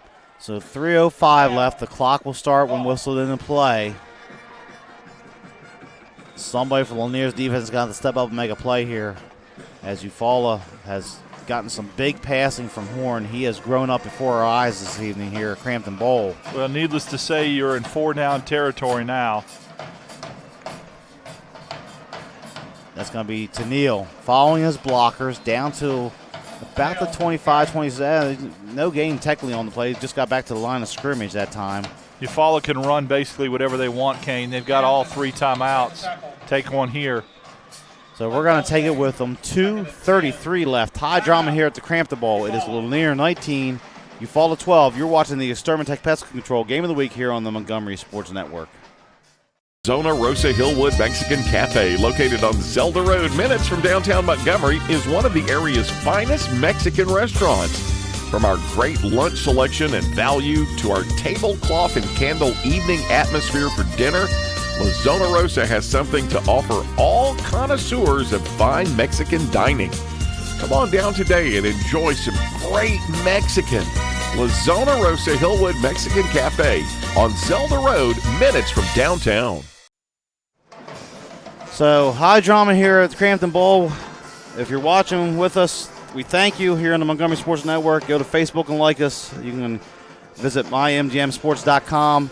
It's been a great contest tonight. Class 6A Region 2 football. Lanier and Eufaula. Lanier trying to hang on here, but Eufaula has answered the call here in the second half despite being down 2 scores, and it's really been the quarterback play of Horn. Yeah, I mean, this is all you could want if you're viewing at home a game like this, the Extermatech Game of the Week, and this is a dandy. 19-12, 2:33 left. The sophomore quarterback who's made a lot of plays with his arm here in the second half, his first 2 touchdown passes of the season, and he's got them within striking distance to tie in this game. He's going to look to throw. Going left on a little hitch route out there. A nice throw and catch. That was timed perfectly. And stop me if you heard this before. It's Duckworth on the catch. Nice back shoulder throw that time. Boy, is this kid, this sophomore, growing up and really, really playing well and leading them on this drive where they could tie the score potentially. So they've been running this trips formation over here, letting Duckworth out there one-on-one, and Lanier does not have an answer for him. 2:25 left. Clock is stopped for the moment. They're going to hand this off. Peterson He breaks the tackle inside the 10, still going at the 5, driving. It's going to be first and goal. He's down to the 2-yard line. Wow, this thing, and Lanier may get the ball with enough time. 2 timeouts. If I'm Lanier, I'm calling timeouts. They've got to get the ball back and have an opportunity to score, and there's an injury. So an injured Lanier player. That's 22, and that's big. That number 20's been Taylor, I believe. That's been the defensive end for the Poets. It is Caleb Taylor. Couple regional scores from what we did last week. Trinity down big to Headland, 32-13. Montgomery Catholic up 21-8 on Alabama Christian in the fourth quarter. And we'll check here. Ben Russell leading Selma 23-14. That game is in the fourth quarter. Linden was up 10 on Maplesville in the fourth quarter, 31-21. Not sure where that game is being played at, if it's in Maplesville or Linden, but that's an impressive score for Linden. Maplesville, perennial powerhouse for years under Coach Hubbard, up the road up Highway 82 in Chilton County. Some other scores, Hugh of Trussville still leading Hoover, late third quarter, 35-28. Wow, that's of course, that's still with a touchdown game now, and that's interesting. So we're going to take a quick time out here. 2:16 left. We'll be back in just a moment. Are on one station. Hi, I'm Ed Sheeran. This is Selena Gomez. Hey, this is Taylor Swift. Hits 107.1. This is Macklemore and Ryan Lewis. Hey, this is Demi Lovato. Hey, what's up? This is Omi. It's all the hits on one station. The songs you love. Get all the hits. Montgomery's hottest hits. Hey, what's up, guys? This is Justin Bieber. Tori Kelly here. I made the switch. Every hour, 15 hits in a row. Yeah. Commercial-free music. Montgomery's hot hit station. Hits 107.1.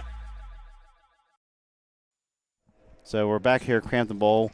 A few other scores as time will allow. Stanhope Elmore up on clear in the fourth quarter, 28-12.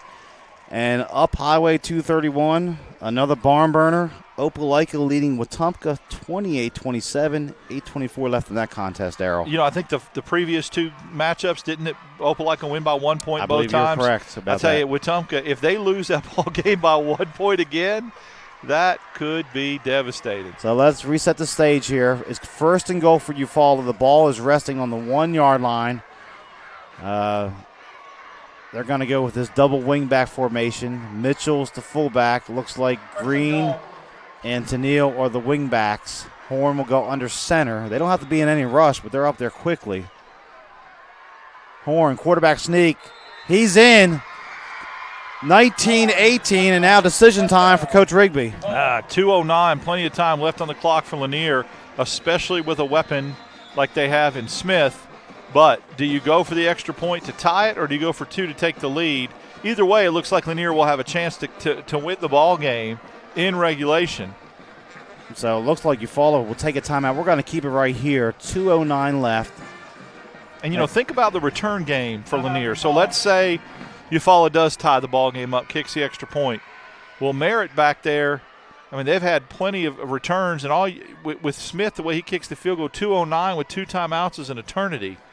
So and to your point, they've been getting good returns, and Eufaula has been forced to kick the ball short a couple times. Yeah, they've been getting the ball at the 40-plus. You get the ball at the 40 game. with 2:09 and 2 timeouts, you get 3 first downs, you're in field goal range. Yeah. So, you know, this is interesting. Either way, even if Eufaula gets the 2 points here, Lanier will have a chance to kick a game-winning field goal, or at least get the ball back with 2:09 left because of that return and the way the kickoffs have been. So Eufaula's first touchdown, they have not made an extra point on it. The first touchdown, they went for 2. There was a penalty.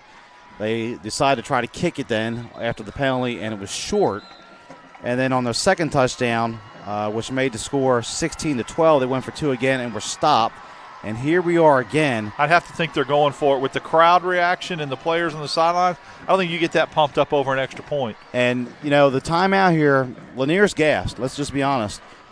This gives their defense a chance to get their breath, get maybe some of these injured players that have been in and out here for the last second here to come back in. Now how everything changes and the complexion changes is if Eufaula doesn't convert the 2-point conversion, the timeouts are useless for Lanier. You want to run the clock, pick up a couple first downs, and ice it. So here comes Eufaula. Ball center of the field here, right on the middle. They're going to huddle it up. Lanier's band making some noise here, pounding the drums. Both sides, the fans on both sides on their feet at the moment here at Crampton Bowl as Eufaula attempting to go ahead. Mitchell's in the game, and number 17's in the game for Eufaula as a wingback. That is Sneed. They're going to hand it off. No, sir. Ooh, and that's going to be Green getting in all on his own, basically, for the 2-point conversion, and Eufaula takes the lead. I thought Lanier had him stopped at the 2-yard line, King. Green has not done anything all night, but with the leg drive there, when they needed the big 2-point conversion, the bell cow of their offense steps up. Not over yet, obviously. Lanier just down a point with 2:09 and 2 timeouts. Let's wait to see this kickoff, too. Yeah. But all you could ask for as a fan at home watching us, this is big time right here. What a barn burner of a football game. Yeah, you need to text your friends or whatever. Tell them to get the YouTube. Watch us, Montgomery Sports Network. Go to mymgmsports.com. Look us up here and watch us final 2:09. It's been a great ball game here at Crampton Bowl. Be interested to see if Eufaula tries to kick this ball deep. They really haven't tried to all night. If they do, and it goes to the 20, you're going to set Lanier up with a good chance for a return. If you pooch it, you're going to get it to about the 35 or 40. So I look for Lanier to have great field position either way, and be careful for the jailbreak here if Lanier's breaks it all the way. So Merritt and Noah are back deep for Lanier. Looks like a different guy's kicking yeah, off. that is at number 18. I have not seen him kick tonight. That is Palmer for Eufaula. They're going to kick it deep. Merritt gets it at 18. Comes near side. Oh, nice move across the 30. He's loose. 35-40 going down the sideline. He's tiptoeing. I can't believe it. 35-30. I got to mark him out of bounds back at midfield. Oh, my goodness gracious. Coach Cunningham giving an earful down there. Not happy about that. Because he was just working his way down the sideline, but he must have stepped out right at about his own 48, 49-yard line. Ja'Cory Merritt. You could almost see that, Kane, developing when they kicked the ball to him. I'm thinking to myself, he's going to take this to the house. One block. As it is, though, they are set up great at the 49-yard line. And, 3 first downs, and they're in field goal range. So 148, Eufaula 20, Lanier 19.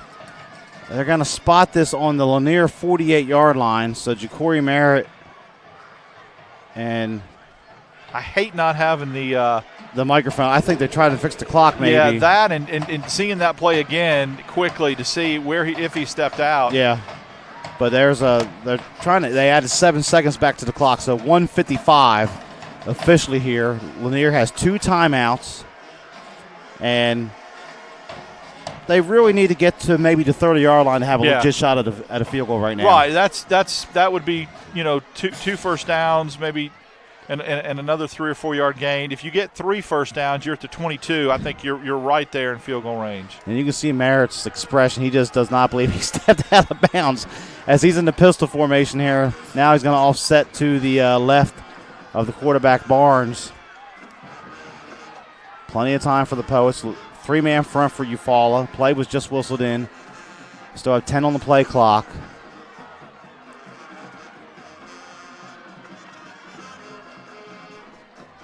They're going to have to hurry. Play clock's at 2. I can't believe this. They're not going to get it off. They didn't get the play off. Oh, that kills you right Oh, my there. goodness. That is absolutely unacceptable. And I know it's only a young man, but you cannot. They got the timeout. Yeah, but you wasted one. Now you only got 1 timeout left, and you're trying to go for a game-winning drive. So, yeah, you could just tell by the body language. Lanier thought they had the game in their hand there with the kickoff return. And then Barnes, it is basically his first start, essentially, not being aware of the play clock winding down and so forth. But they did get the timeout, so there's no harm there. The harm's going to be if they have to stop the clock again. Yeah, 1:55 at almost midfield is good. I mean, with 1 timeout left, you may have almost had too much time on the clock if you use both timeouts. But obviously they'll run it down. If they get in field goal range, they'll run the play clock down. But, obviously here, though, too, Merritt just had that long run. This gives him a little bit of a breather to get the ball. I would love to see him in the Wildcat and direct snap to him and see what he could do offensively, make something happen on his own. Yeah, he's been so effective tonight, catching the football, returning kicks, running the football. Such a threat here for the Poets. 3-man front for Eufaula, 1st and 10 at the 48-yard line of Lanier. Barnes going to look to throw him first down. Looking. Steps up. He's going deep. over the slot on the right side down there, and he overshoots his man just barely. He was looking for Noah Hart down there at the 10-yard line. Well, they were going for it right there. They were going for the downs and threw it over the wrong shoulder that time. That would have been a heck of a catch. But we have a flag on the far side. I think there was an illegal chuck downfield, illegal bump on the receiver, Lanier's underneath receiver. I really do. Defensive holding. Defensive holding. And I agree with you. On the far side over there was a lot of contact. To keep him from turning upfield. And Hart was in the slot, the outside receiver that time, which is Knight, which was the quarterback the last few weeks. It's going to be 10 yards in the first down. How big is that? Now you're 1.5 first. You're a first down and a 5-yard gain for being in field goal range. Plenty of time with the timeout. You can run the ball here. You don't need to panic or get desperate. So Cannon's in the game. Merritt. There's another marker. I think that's 12 men on the field. On sports line. Oh, no, check that out. Sideline warning against Eufaula. That one's been brewing all night. They should have probably had a sideline warning earlier in the game. So 2 receivers split to each side. Plenty of time for Lanier if they need to run the ball. Merritt's behind in the pistol for the moment behind Barnes, the quarterback. 3-man front for Eufaula. Merritt gets it. Left side. Breaks the tackle. He's loose. 40, 35, 30. He's got the first down. He's down to the 28-yard line. And they're already in field goal range with 1:43 left. Great individual effort, Kane. He was tackled in the backfield. You're not going to tackle him with one arm, though. And Merritt puts them in field goal range. Now let the clock run. Of course, Eufaula will probably take a timeout. So, again, pistol set. Merritt driving inside the 25 to the 24. That's a gain of 4. I don't know what kind of runner Barnes is, but I'm going to tell you, Kane, if he pulled it one time, he could probably moonwalk into the end zone. Yeah, because all 6 guys in the box area just going after Merritt right now. He's getting some good blocking up there. But you mentioned before, his vision on these quick runs has been excellent. 2nd and 6 at the 24. Clock running a minute 10 and counting. 15 on the play clock. Merritt goes to the left this time of the formation. Barnes hands it off. Merritt driving to the 22, a gain of 2. Clock still running, 55, 54, 53. Almost looks like they're trying to center this up in the middle of the field. Yeah, if he pulls that there, Barnes probably has 3-4 yards more. So I think that's what, third and 4. 3rd and 4 officially here from Graham Dunn, the PA announcer. 40 seconds left. Clock continues to run. Merritt offset to the left. Barnes barks out the signals. Gets a snap. He's going to throw it. Complete out here to Hart on the near side. The Hart's thrown out of bounds at the 18-yard line. I think he's going to have enough for the first down. Woo-hoo, what a gutsy call. What that does enable you to do is run more time. Now you're even closer. You're 5 yards closer, well within field goal range, but you can get 5-6 more yards closer by running up the middle. So what a call. What a throw by Barnes. He struggled with the short passes earlier. That time it was Treshawn Hart on the reception, 4 yards and a first down. As Barnes is going to flip the formation, they're going to go trips to the right side. Merritt to the left of Barnes. 6-man front this time. Merritt gets it. It's going to open up across the 15, spinning down to the 10. Big. Clock running 22-21. Coach Cunningham imploring his team to get to the line quick to run another play potentially. They got to wait for the ball to be spotted. 15 seconds left. Here we go. It's a handoff. Merritt, right side. Oh, he slips at the 10, down to 9. 10 seconds left. Clock continues to run. Coach Cunningham running down the sideline. He's going to let this run down and call timeout the last possible second with 2 seconds left here at the Crampton Bowl. What a drive by Lanier, though. That was managed so well down the field here. That was textbook. That was absolutely textbook. The way that and Merritt, that young man, holy cow, sets him up with the kickoff return, then 2 or 3 big runs, the flare-out pass. I mean, that was exactly how you draw it up. The ball's inside the 10. You've got 2 seconds left. Chip shot field goal, obviously. You got to make sure that the snap and the hold is good, but you've done everything you were supposed to do, how you were coached to do, textbook if you're the Poets right now. So 3 timeouts for Eufaula. I would expect Coach Rigby to at least burn 2. Well, actually, they've got 1. They got 1. I'm sorry, I looked the wrong thing. I looked the wrong. Yeah, you're right. They have 1. He's going to burn his timeout. But you know he's going to burn it right here. And he's on the field. So Roderick Smith's on. This will be 25 yards officially. The ball's not been whistled in the play yet. Now it is, and now Coach Rigby's calling a timeout because Lanier was not going to waste any time there. They were going to snap it right away. You know, he took that kind of early. I mean, he didn't take it before they were about ready to snap and kick through. But so now neither team with the timeout. 2 seconds left. The game is on the leg of young Roderick Smith, the senior kicker, who's come up big all game for the Poets. Lanier's defense has played well, save for that drive right here at the end. With 2 minutes left to go, they gave up some big plays. So Roderick Smith, he made a 36-yarder in the first half, made a 41-yarder in the fourth quarter. And here we are again. This is going to be officially 25 yards, ball resting just outside the 15-yard line. He's been such an effective weapon, punting the football, the kickoffs, the touchbacks, and the field goals tonight. And now he's trying to give his team a win here in region play. Last one he kicked would have been good from 50. So here we go. Eufaula's coming after this. Got everybody on the line. Snap, spot, kick, up, and it is. No signal. I think they called offsides, but if it's offsides, can't you decline the penalty? The kick was good, and are they saying it was before the snap? They can't make him re-kick this again after he just nailed that. There was just there was no signal from the officials at the goalpost. That's what it looks like they're gonna do. I can't believe it. And Lanier's gonna have to line up and do this again. Unless it's a dead ball.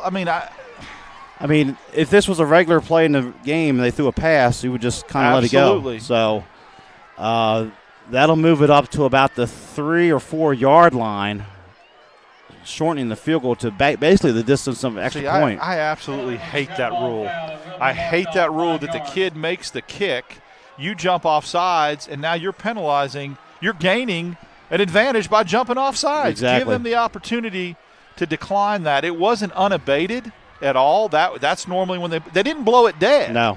And so that's a questionable call right there. So Roderick Smith back on. This will be a 20-yard field goal attempt. See if they can do it again.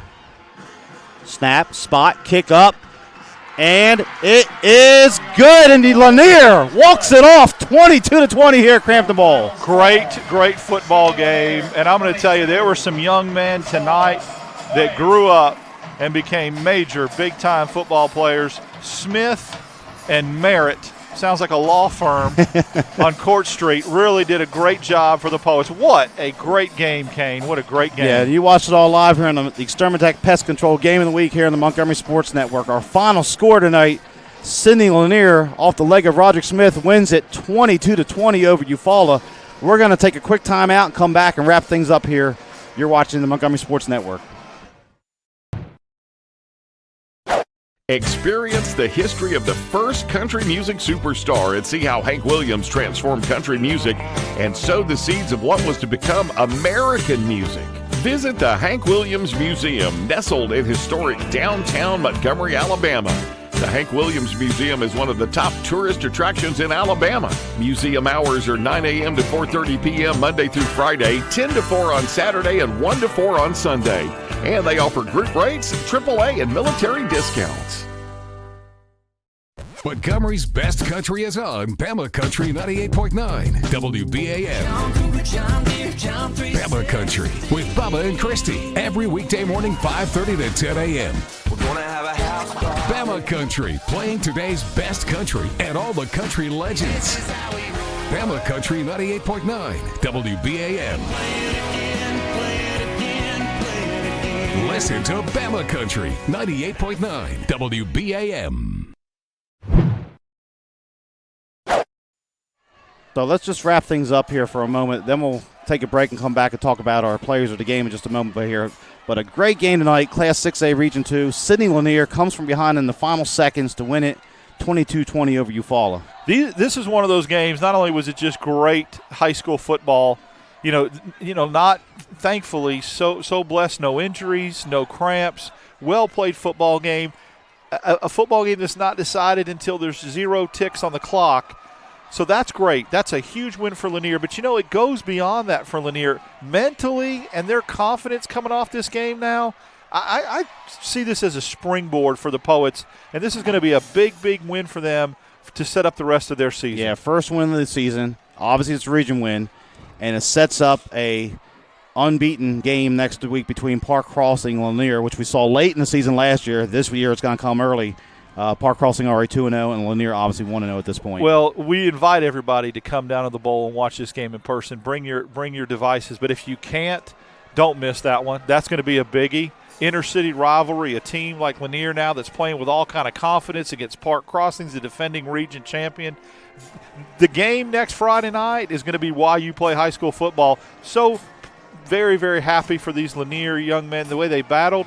And the other thing, Kane, that they learned tonight is they can come back and have a game-winning drive, battle through some adversity, do what they need to do to win the football game. Don't underestimate the way Barnes played in the second half and being able to throw the ball, especially that big pass down here for first down. Huge clutch throw. Yeah, and he made the pass out there to Hart for the first down, and then eventually the field goal was set up to win it. And also, let's give Eufaula credit. They were down double figures here in the second half, fought back to take the lead here on the road at Crampton Ball. Converting a very, very tough clutch two-point conversion. Green, who had been stopped all night, didn't hang his head, kept his legs driving, comes up big, gets the big two-point conversion. I just felt like Kane, they left too much time on the clock, and obviously they did, and Lanier was able to capitalize. So we're going to take another timeout here on the Montgomery Sports Network, the Extermatech Pest Control Game of the Week, and we will come back in just a moment and name our players of the game here on the Montgomery Sports Network. Final score once again, Lanier 22, Eufaula 20. La Zona Rosa Hillwood Mexican Cafe, located on Zelda Road, minutes from downtown Montgomery, is one of the area's finest Mexican restaurants. From our great lunch selection and value to our tablecloth and candle evening atmosphere for dinner, La Zona Rosa has something to offer all connoisseurs of fine Mexican dining. Come on down today and enjoy some great Mexican. La Zona Rosa Hillwood Mexican Cafe on Zelda Road, minutes from downtown. Extermatech Pest Control is a small, passionate, and powerful team. If you have bugs bugging you, join the Extermatech family and have peace of mind that comes from the expertise of a professional company and enjoy their personal service. Extermatech is locally owned and operated. They've been bugging the competition for over 15 years. Each and every customer is important to them. Customer service, their number one goal. Call Extermatech 334-209-4590. We're not your daddy's rock and roll station. 104.9, The Gump. Montgomery's alternative rock station. 104.9, The Gump. The only radio station in Montgomery playing new rock alternative. 104.9, The Gump. Montgomery's alternative rock station. 104.9, The Gump. I had a dream, a beautiful dream. I couldn't believe how real it seemed. Up on stage, in the field of green, on the winding river, and a song you'll sing. When I wake up, I'll see you here in Montgomery, where dreams come true. If you're injured on the job, the law requires your employer to pay your medical expenses and cover your lost wages for any work-related injury. Employers and their insurers often try to deny workers' compensation claims or limit your benefits. Whether you're totally disabled and cannot work, or if you've suffered some impairment, attorney Matt Matthews has years of experience litigating. For more information, go to the website protectingalworkers.com. That's protectingalworkers.com. Mid-State Burglar Bars and Ironworks Incorporated is a locally owned and operated business in Montgomery, Alabama. And we've been in business since 1985 and served Montgomery and the surrounding counties with burglar bars, ironworks. Our philosophy is being honest, dependable, and treating each customer with respect and selling a quality product at a fair price. If you need burglar bars or ironwork of any kind, call Mid-State Burglar Bars and Ironworks, Montgomery. It was 1917. Charlie Chaplin appeared as the Little Tramp, Walt Disney graduated from high school, and Woodrow Wilson was reelected president. And in Montgomery, Chris's sold their very first hot dog. Move forward to the 1950s. Hank Williams was hanging out at Chris's. Up through the 70s and 80s, many stars and politicians discovered Montgomery's little secret. Jump ahead to the new Millennium, Riverwalk Stadium, the Alleyway, and the new downtown. It's now 100 years later, and Chris's is still serving their world-famous hot dogs at 138 Dexter Avenue. How long has it been since you've tasted the city's most famous hot dog? Make Chris's part of your family history. Still family-owned and operated, Chris's makes every hot dog and hamburger to order. Take Chris's to your next party or event. Call-in orders are welcome. Online at chrishotdogs.com and on Facebook. Chris's Famous Hot Dogs. Taste the tradition. And welcome back to Cram the Bowl, where it's time for us to reveal our All-Stars as picked by the Montgomery Sports Network crew. The Montgomery Sports Network Offensive All-Star of the game, sponsored by attorney Matt Matthews, is going to be Mr. Do Everything for Lanier, Ja'Cory Merritt. Easiest decision we've ever had to make. We were adding up his totals. He almost had 300 all-purpose yards between return yards, receptions, and rushing yards. Just phenomenal that he carry the team on his back tonight. Yeah, 145 on the ground on 20 carries, had the 22-yard touchdown reception, had the big punt return to set up the first touchdown, had the kickoff return to set up the winning field goal on the final play of the game. So he did it all tonight for Lanier. And for defensive player of the game, as sponsored by attorney Matt Matthews, is going to be for Eufaula, number 95, DeQuavius Jones. Well, we called his name a lot tonight, and anytime you call a defensive lineman's name a lot, he had a lot of stops on runs. He had a lot of quarterback pressures. He played a very, very good defensive game and kept some of Lanier's other running backs at bay.